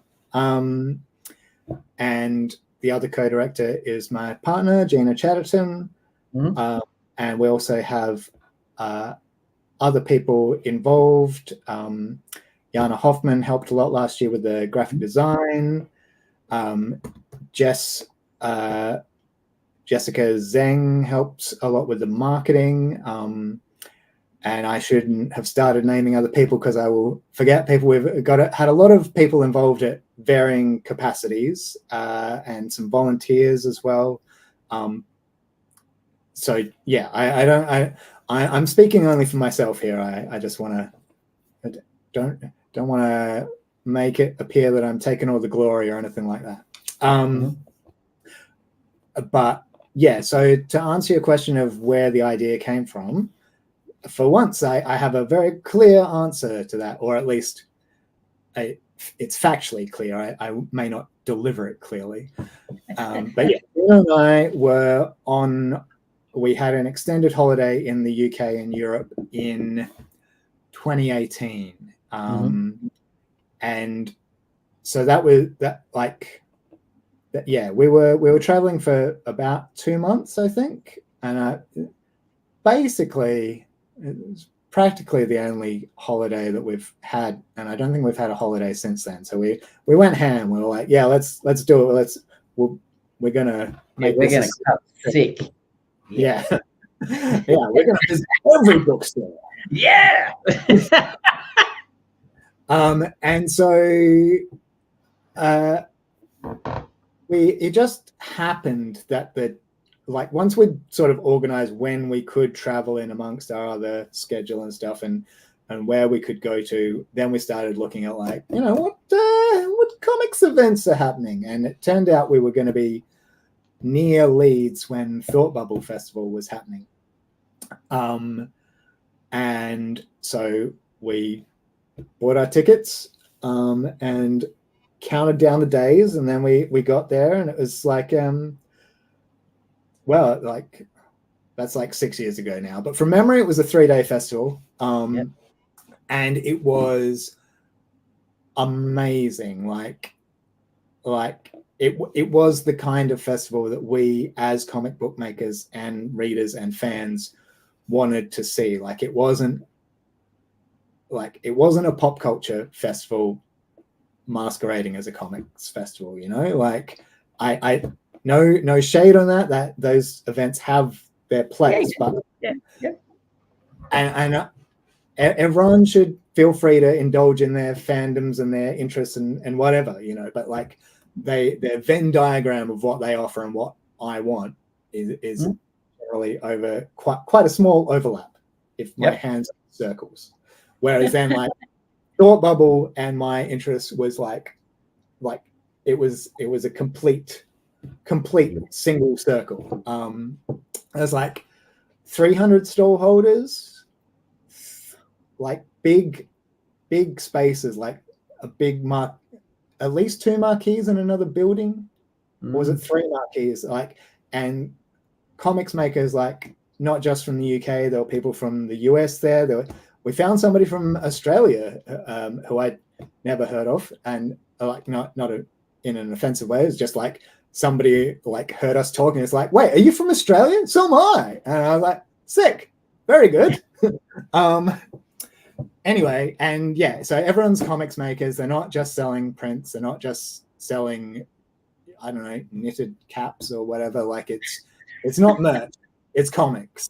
And so, yeah, we spent so much money, and like because we were after the UK, we were going to Europe, and we like had to send like a suitcase full of books home. Full of comic books home.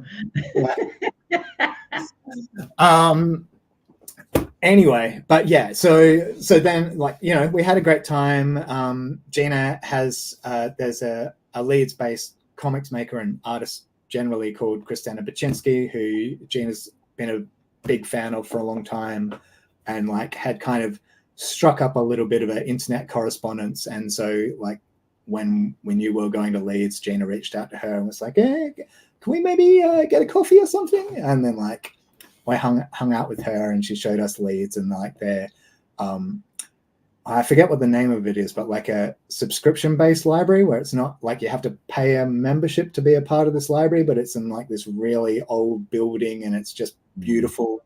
She took us there, and it was a very good time all around. And yeah, anyway, a very, very good event. And as I said, we then had like another month or 5 weeks left of the trip, traveling through Europe. And like, so every time we caught a tram or a train or a plane or something where we didn't have anything in particular to do for an extended period of time, we'd kind of like look at each other and be like, wouldn't it be great if there was an event like that in Adelaide? And not on that scale, because we're well aware that of the, you know, the population differences at the very least, and our capabilities. We weren't completely aware of our capabilities, though. I mean, as in, we didn't know how much work was involved in running a festival, because otherwise we probably wouldn't have done it. But you know, the beauty of the what is it, the joy of ignorance. No, I know what you're saying. It's just riding off the wave, and like, oh, could do it, and like, I suppose the deeper you got, mate, you were just like, oh, I'm stuck now, you know, like Evening Pete. But yeah, so we just spent the rest of the trip brainstorming, like, effectively, like what we wanted to see in a comics festival, what we felt wasn't being offered in Adelaide, how we could approach it, who we could invite, what kind of events we could offer, all that kind of thing. And then we came back and we just kind of made it happen, called in a lot of favors. We got a grant from the Adelaide City Council to help us like run it, because one of the things that we were very adamant about is that we wanted a free entry festival, because this is basically stemming from Adelaide Writers Week, which is an institution, big draw card for us and for like connecting readers to authors. And it's all free entry. Like you just, well, it's not, they do have some special ticketed evening shows, but like there's 6 days of full days of events, which are you just rock up, you sit there, you listen to an author from another country talk about their book, or from Australia or from wherever, and like it's so good. And the one time they had a comics focused event, they had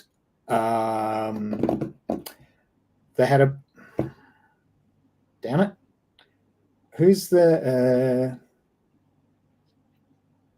they had Alison Bechdel there as an international guest, and she was speaking at the Writers Festival, and then they kind of like pulled in a bunch of Australian comics makers as well. So Tim Malloy was there, Pat Grant, Simon Hanselman, Mandy Ord, and did I say Tim Malloy already? Again, this is more than 6 years ago, so my memory is a little rusty. But I reckon it's going all right, mate. But for anyone that's not on the list, like we apologize. Like, it's not intentional. But then they so this is the Writers Week comics focused edition, and instead of putting it out in the park free for all like the rest of Writers Week, they moved it across the road to a different venue, and then they ticketed every session, and it was cheap. It was like, I don't know, $5 a session or whatever, but like it never made any sense to us. Like comics are a niche anyway. You don't want to like keep them separate from people any more than you have to. And so like we looked at that and we're like, that is what we don't want to do. We want free festival. We want to connect people with comics. We want to like we love people who already love comics. We are those people, but like more than ever, more than anything else, we wanted to convince people who didn't yet know that they love comics, that they love comics, like reach those new readers. And so that was like the kind of, it's still the foundation of Papercuts is wanting to spread the good word of comics.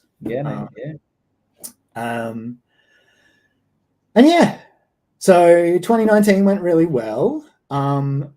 We like, the good thing about planning an event with your partner is that you can talk about it all the time. And also the bad part, like, it's time to go to bed. But I think it really helped us, particularly that it wasn't just one person. It was the two of us, and like, even though we agree on a lot of things, we have different perspectives, and so we're able to like brainstorm and troubleshoot and work out the approach we wanted to take. And we went into it very consciously with what we wanted to achieve. So we had an art exhibition. We had just one writers discussion panel. We had a live reading event where people were reading comics that we'd commissioned them to make. We had a market day, and we had a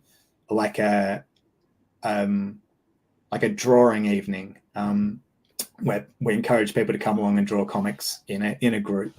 And we've been running the drawing evening for like at least 5 years by that point. Once a month, just going, hey, you're in Adelaide, you like drawing comics? you maybe think you want to try drawing comics, come and draw comics with us. And so we kind of leveraged that into the festival. So we had kind of like a little core group of people who were regulars, and then we had a bit of awareness around it, and then we leveraged it off of that. And then we just thought about everything. Like, so Gina was working at Demix at the time, so we were able to like get that as a venue for the author readings. And then like, because it was in a bookshop, we wanted to specifically pick comics makers whose work was available in the bookshop. So that was like, that was our kind of criteria for choosing those people at the time. Gotcha. So we had Mandy Ord, Greg Holfeld, and Dean. I just realized the other day, I don't know if it's Dean Rankine or Dean Rankin. And I should. No, it's because Dean he's a Rankin. lovely guy. Yeah, Dean Rankin. he is. It's Dean Rankin. Because Rankin. I That is how called him. I've been saying it. And then I was like, maybe it's Dean Rankine. Anyway. Yeah, no, it's Rankin. You know, like that's, I called him that too, man. And then, you know, after I did that on Chinwag, I was like, oh, and then he mentioned that, you know, it is actually Rankin, not Rankine. And I just, for some reason, remember that. So, you know, I have been saying that for so long. I and then somebody out there is probably going like, you're both wrong. It's Rankine. And it's like, you know, they will create this huge furor. But look, Dean, we love you, man. That's all that matters.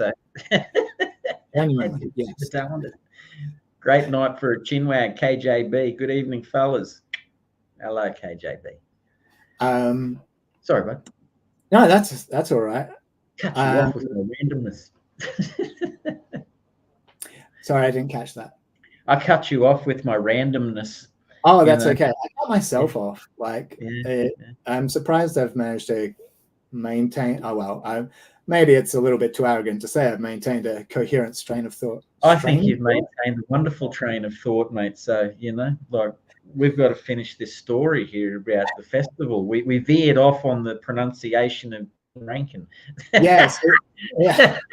The authors panels was like targeting a more literary audience. We're in a bookshop. We're targeting the bookshop audience. These people have work available in this bookstore. Like, you know, there's a million people we could have invited, but particularly in 2019, I think like the reach into bookstores has increased since then. But at that time, there wasn't really that much.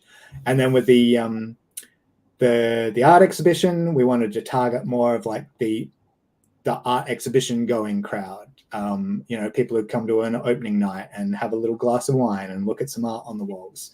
And so with that one, we were looking for like purely original art.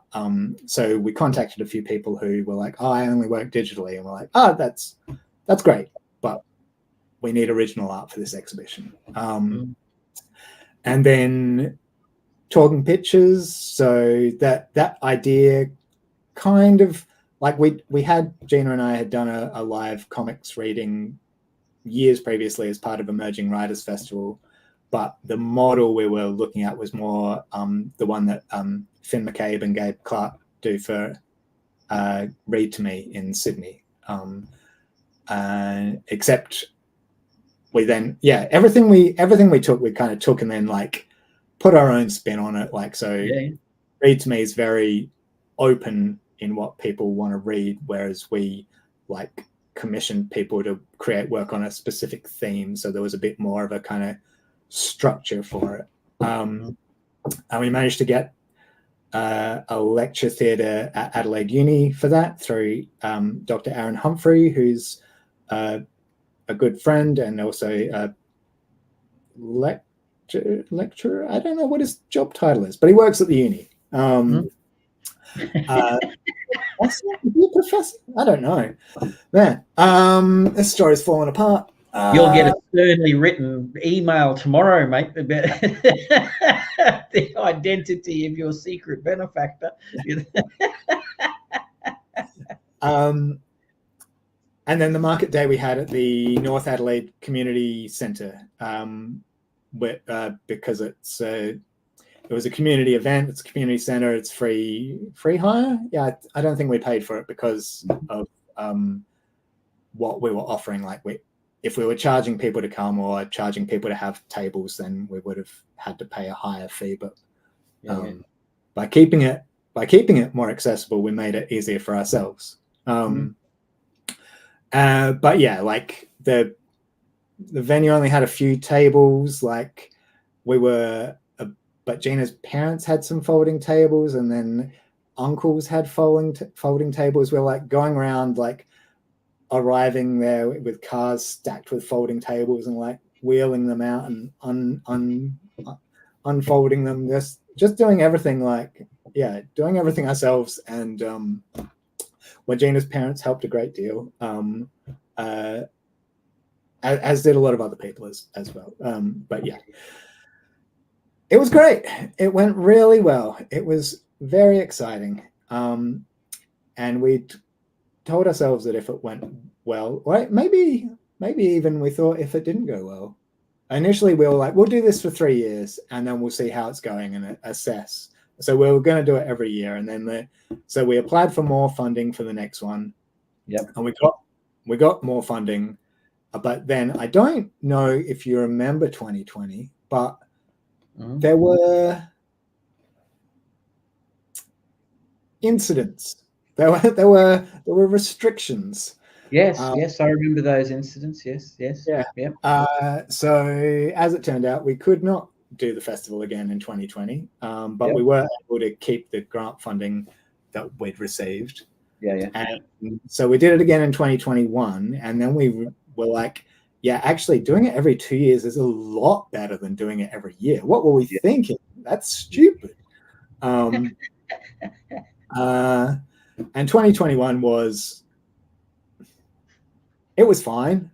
It was technically bigger than 2019, but it was a real nightmare. Like just like in 2019, everything just went so smoothly.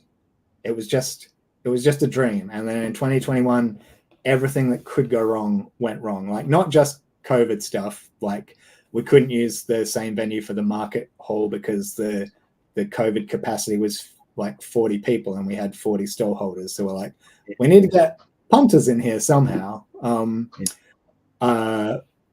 But yeah, only one of the guests could travel across the border. So we had Brenton McKenna come over from WA, who was great. And it was lovely to meet him in person. He's a great guy, great presenter, but like, you know, all the market day stall holders from interstate who'd even applied weren't able to come. Like a lot of people just applied because they didn't think they'd be able to, or they didn't want to risk it, which was totally fair.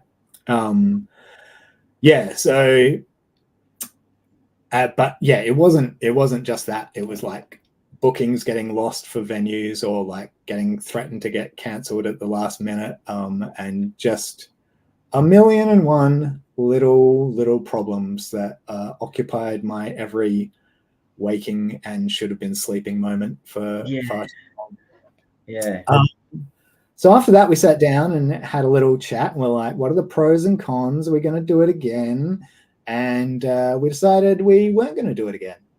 And then, like, I think the very next day, we got an email saying we'd won the Ledger Award, the Platinum Ledger for Papercuts.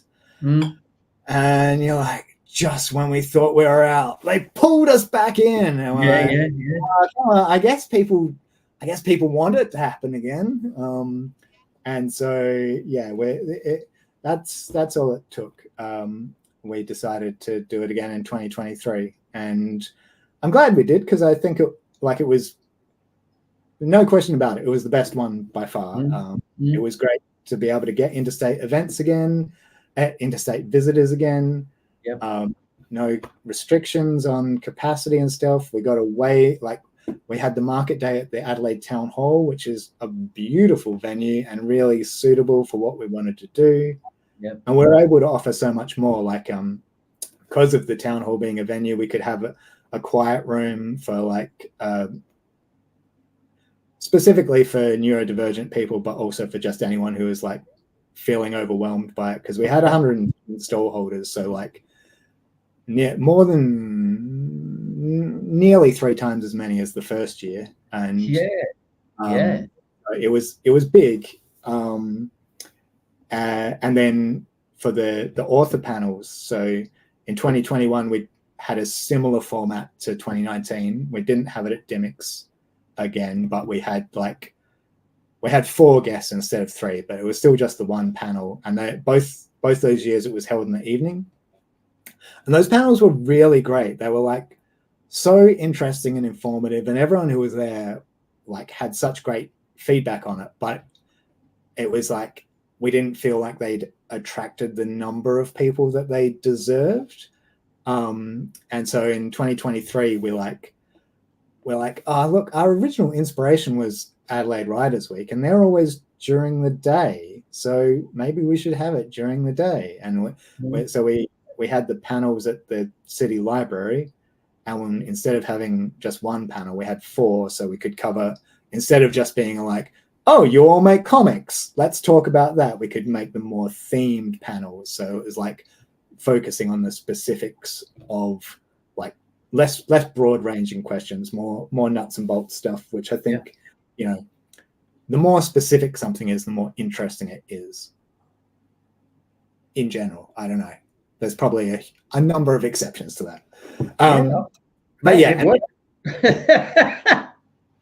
then being in the Adelaide Library meant we got a lot of like there was foot traffic as well as people who knew it was on and were already going to be there. And yeah, we had like minimum 80 people at each panel, and the most popular one we had 100 people in the audience. And yeah, that was great. We had our first international guest with Kay O'Neill, who did the Tea Dragon Society series and the Moth Keeper. They're from New Zealand, so it's like, but it still counts as it does indeed. Yeah, I mean the flights are certainly expensive. Yeah, we couldn't do the exhibition again in 2023 because like basically, you know, I think we had maybe 60 artists in the 2021 exhibition, and it was like, it was too much administration for not enough benefit. As much as I love looking at original art, but like dealing with that many artists, framing that many works, like let's take that off the table this time, and try and make it a bit easier on ourselves. Yep. And we also condensed it. So in the first 2 years, we'd run it over 5 days. And we were kind of like, our thinking originally, I think, was like, we'll make it a 5-day festival. It'll be like a destination thing. That'll encourage more people to come into state for it. And what we realized, like what we should have known the whole time, is that people can't take 5 days off work to go to a comics festival, or like not most people can't. A lot of people can't. And like, so they just come for the weekend anyway. So we condensed it onto the weekend. So we're talking pictures, the read to me equivalent. Like we've done that every year. I didn't mention it for the 2023 one. No, 2021. Oh God, I'm losing track. But yeah, that's always one of my favorite parts, particularly because it means we can get, like, we invite comics makers to do it, but we also invite like comics adjacent people, maybe like who haven't done much comics, but we think have a lot of potential, like people from the animation world, or even like printmaking and stuff. Like, and again, like to try and help comics reach people that don't know what comics can do, who think that every comic is a Marvel comic or whatever. And then, as you mentioned, we sort of partnered with the Comic Arts Awards of Australia to have the awards ceremony done in Adelaide for the first time, which again, the credit's due. Like we did none of the organization for that. We're not involved in the adjudication of the awards or the presentations or anything. Our role was essentially inviting, I reached out to Bruce Mutard initially because he was running it when we were doing the planning, and then by the time we actually delivered that festival, Bruce had handed it back to Gary Challoner. But yeah, all we did was hire the venue. We're like, here is a venue, please use it as you see fit. But it was really good to bring that kind of spotlight onto Adelaide and also Papercuts, and like, so again, kind of like falling back on our, maybe people interstate will make it a destination, but it's only the Friday evening as well as the weekend, so it's more likely than the whole 5-day festival. Mate, I would think that having the, that just sounded to me like the perfect combination of two things. Like when I first heard about it last year, it just seemed the obvious fit to me, if you know what I mean. It's like I didn't necessarily like. That's why I was looking forward to talking to you tonight, like, and learning about how you this festival came about and grew and everything, and then knowing that like the ledgers or the I'm just going to stick with ledgers. I know people out there will, like, they're not the ledgers anymore. But look, there's ACCAs, AKAs. There's, like, there's every name under this. I can never remember the names of these award ceremonies. So forgive me. You can write me a complaint email at any email provided. I don't know where that is, and I'll file it. But read it at some point later. But no, man, it seemed like perfect combo. You know what I mean? Like this world full of like comics and beauty and bringing together.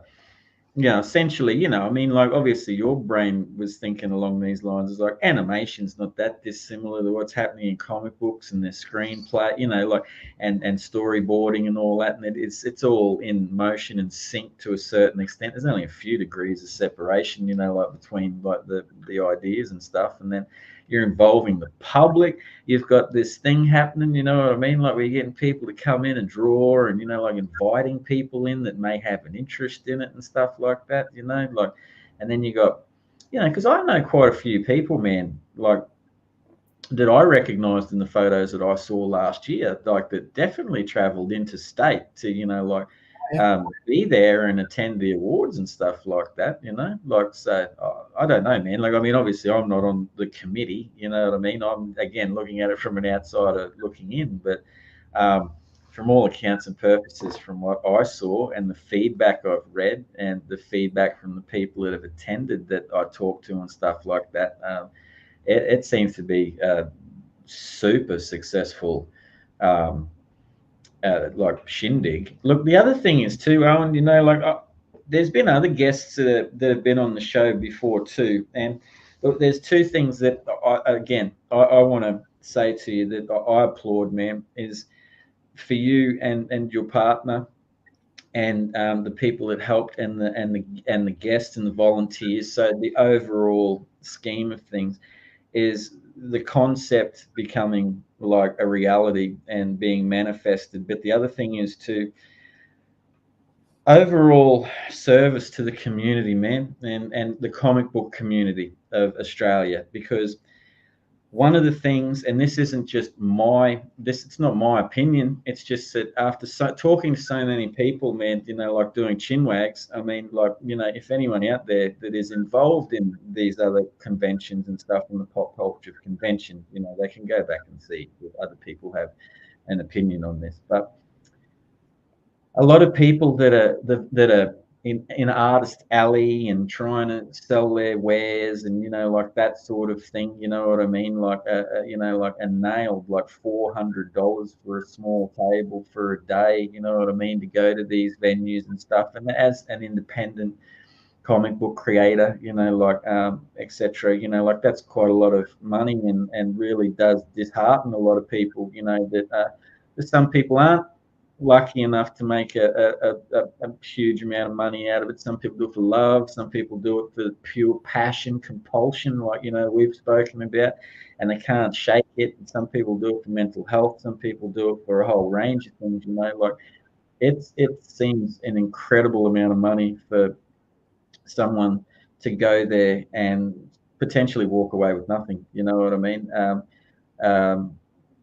and if you know what I'm suggesting, but the opportunity to provide like a venue for people to get together, not only to sell their wares, but keep costs down for those, like creators and stuff like that, man. You know what I mean? It's super encouraging. You know what I mean? It's also amazing by the Adelaide City Council and South Australian government, man. You know what I mean? Like, and wherever else you got your funding from, and all the other sponsors and stuff. So from what you've told me today, like, man, like every success with that, pal. You know what I mean? Like, you keep going as long as you got the motivation and the like to go forward, man. Because it's like, yeah, it's the way you're talking is like if the way you're talking, man, is someone that's a comic book, like, man, not even a creator, someone that's a comic book fan since he was a little boy.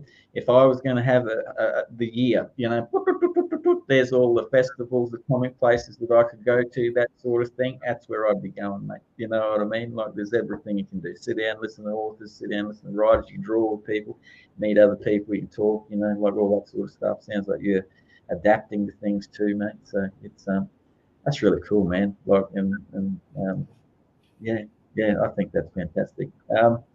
Thank you, mate. What do you want to add anything else? Or what time, like, what do you want to like add to? When's your next one you're thinking about? You're definitely going to have a punt at it in a couple. Give yourself some time off and come back again strong.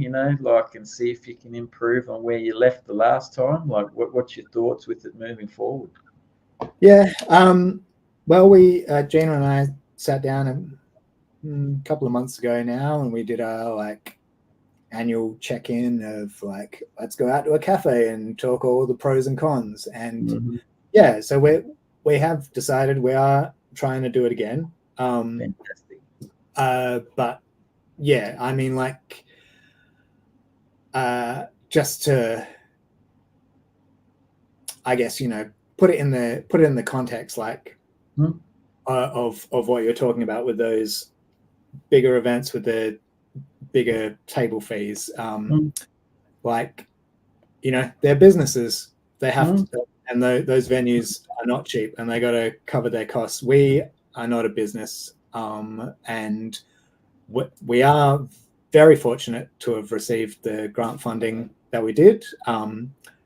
2023 and 2021, we received funding not just from the City of Adelaide Council, but also Arts South Australia and the Australia Council, which is now Creative Australia. So that's what we're doing now, basically, is the funding process for next year. So fingers crossed, all goes well, the stars align, it will be happening again September 2025. We've been talking to inviting people to be guests, talking about like who we'd like to have at Talking Pictures, this kind of thing. What tweaks we want to make. Like, I think, like, as I said, last year was definitely the best yet, but I think we can still, refine that. And at this stage, it's not making big changes. It's just little tweaks to like going and keep it making it sort of run as smoothly as possible and offer as much as possible. But we're committed to paying, I guess, like we pay standard like industry rates for guests, for the chairpersons at the panels, for the Talking Pictures artists. We also like we've hired Auslan interpreters at the panel discussions and at Talking Pictures. All the venues need to be wheelchair accessible, like for us to use them.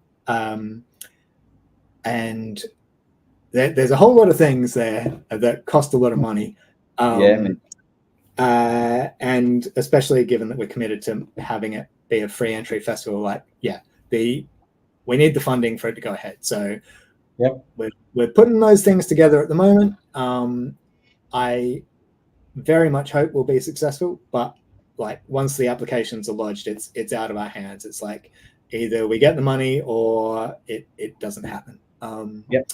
So that's where we're sitting at the moment. Hopefully in a few months I'll have more, certainty, but all I can say at the moment is that we want to do it again, That's the best thing. If you want to do it, then you can try and make it happen, like it's the want, like as opposed to the, like, oh, I might do it again. But like seeing that, you know what I mean? It's like when you attack a project, because from what you said, like, I mean, like, man, like, it's pretty amazing because it seems, it's like, from what I've learned from you tonight, Owen, mate, is qualities that I do admire in people, man, is you like getting your hands dirty, mate. You've done it from being a little fella, learning how to draw, knowing, regardless of whether you could make money out of it or not, man, you knew that you had the fire burning, So you were making mini comics, one-page comics. You're God, mate. I've never met anyone that's got on the back of Dar and Dill before. So,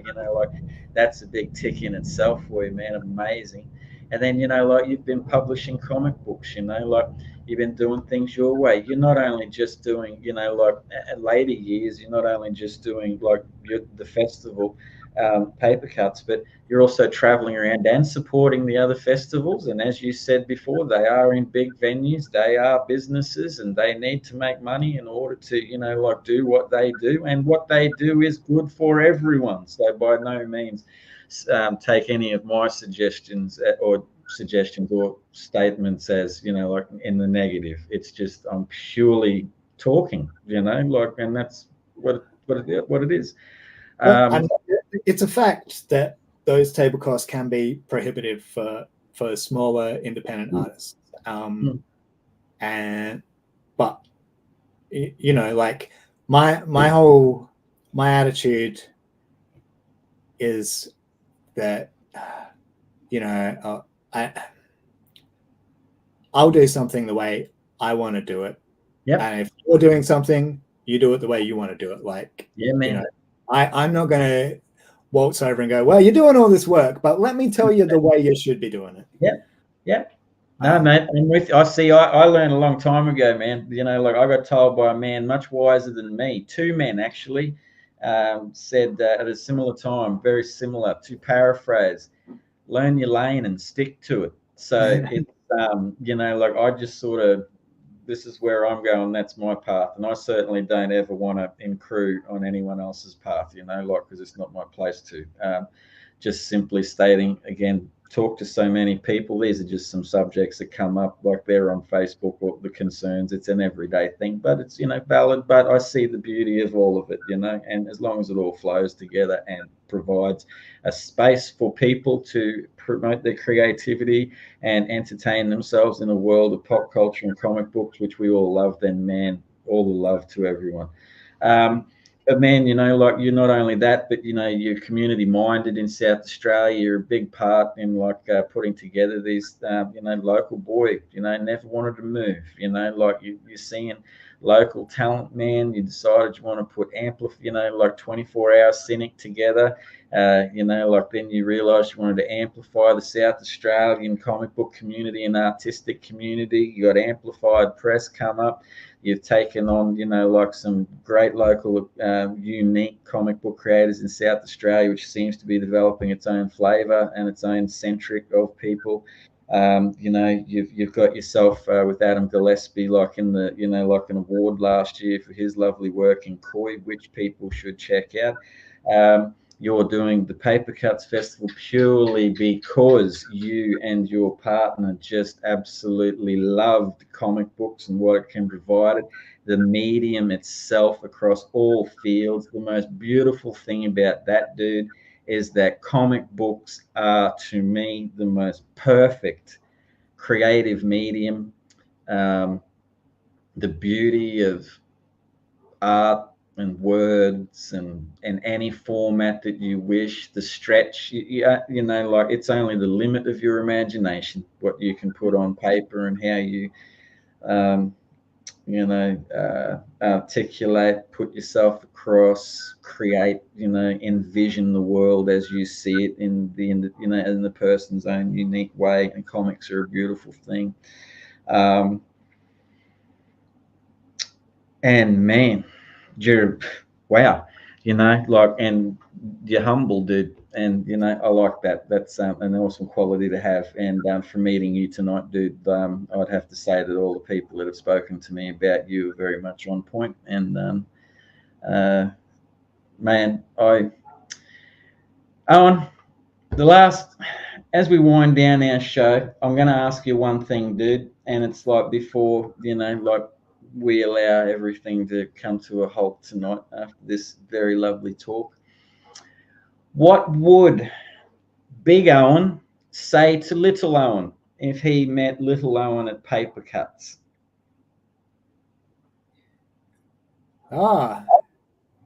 Geez.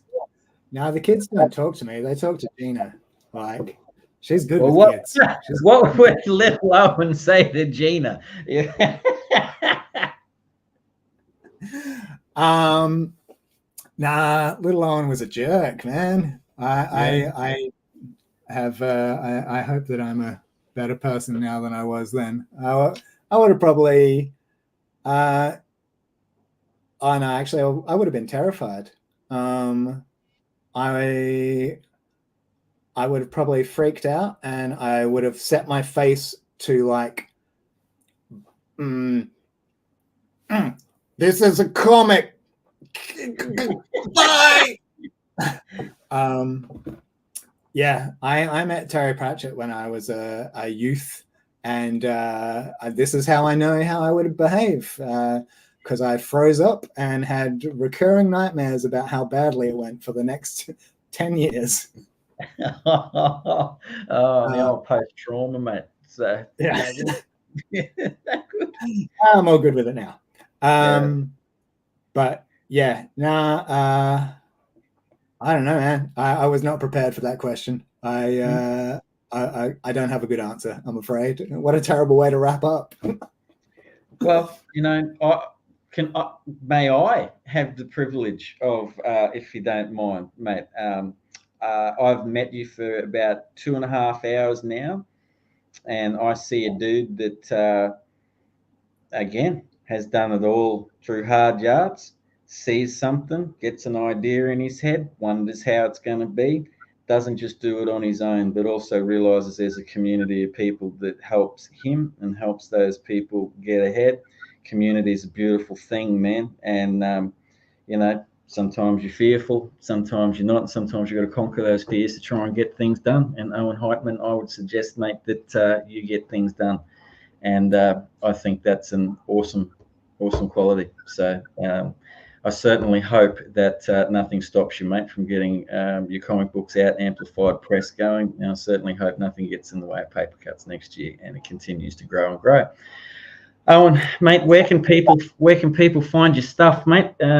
What websites you got in case they want to check out your books and see? Oh, there we go. Scissors on it. AmplifiedPress.com.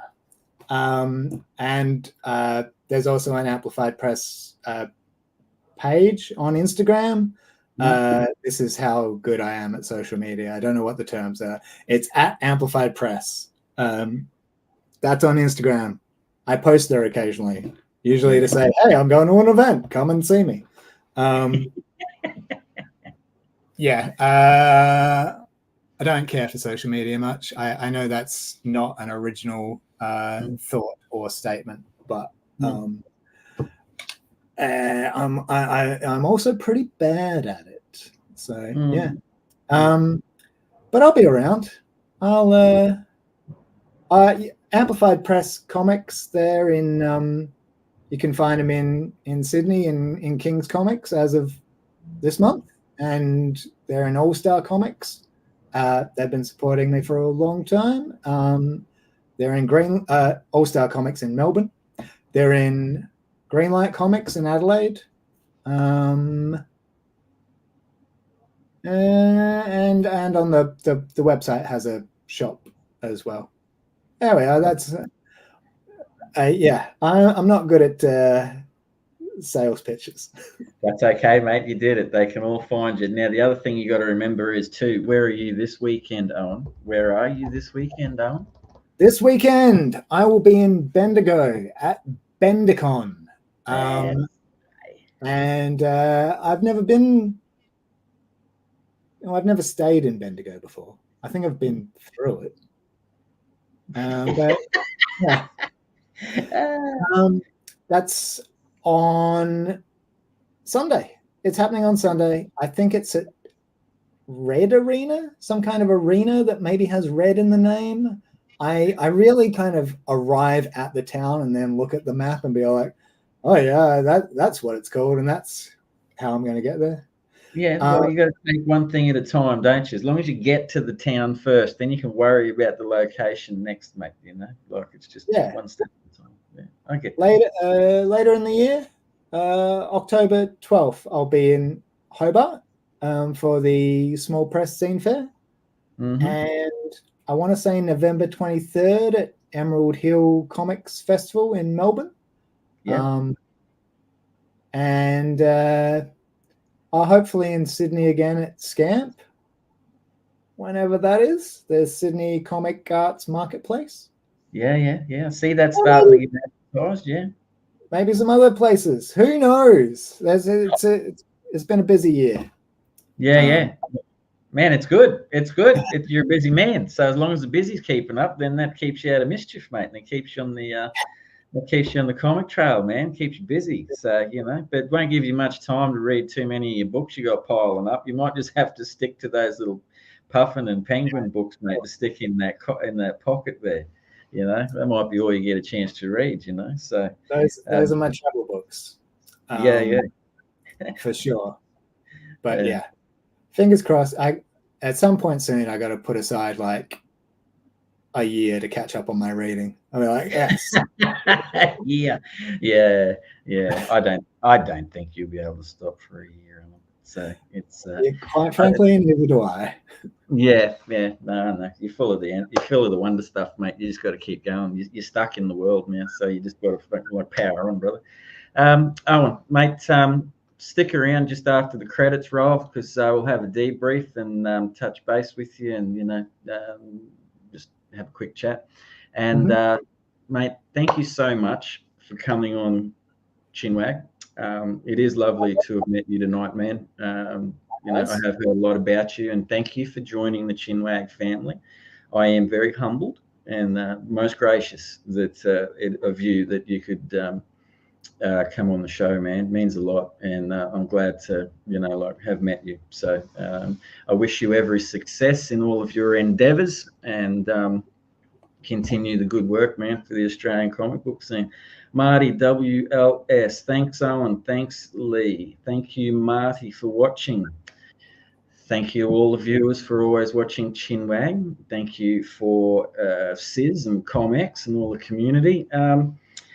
Now, on a slightly more serious note, now everyone knows that one of the things that Chinwag promotes at the end of the show is mental health. Now, myself, I've suffered some mental health battles over the years, and I know my great friend Shane has, and basically we always try and suggest that creativity is a way of limiting, you know, the effects of mental health that can allow you to just find a little bit of yourself, get into some stream of consciousness, give you a little bit of healing to talk about yourself. So I, being the host of Chinwag, have tried to champion that for the last 12 months, since the beginning of the year anyway, when I began to, I guess, repair myself from quite a time of being damaged. And during the last couple of weeks, I feel that I would be remiss not to mention this. Look, you get people in communities and all over Australia and stuff, you know, wherever you are in a giant community, people have opinions. People never change. People disagree. People agree. And you know what? That's the beautiful thing about humanity, because it's like everyone's entitled to their opinion.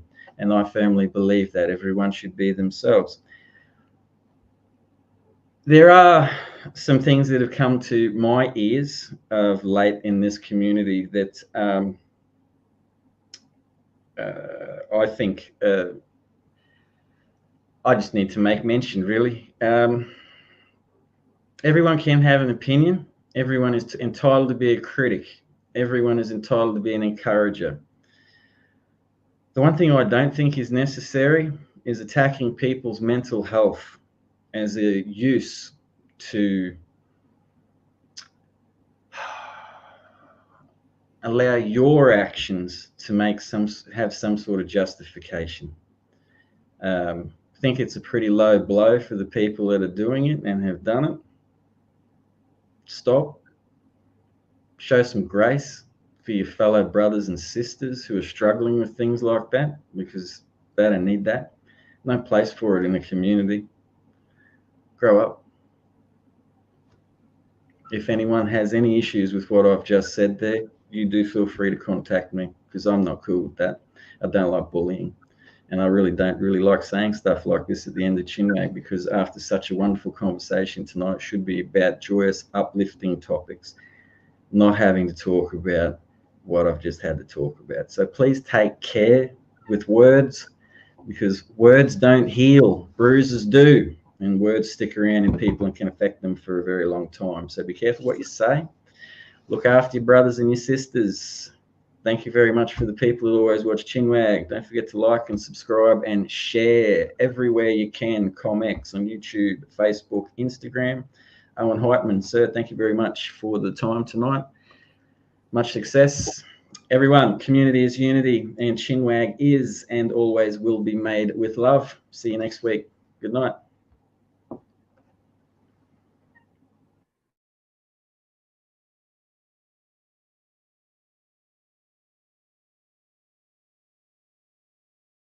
This show is sponsored by the Comics Shop. Check out over to comics.shop to pick up a variety of Australian comics from multiple creators and publishers, all for one flat postage rate. We hope you enjoyed the show.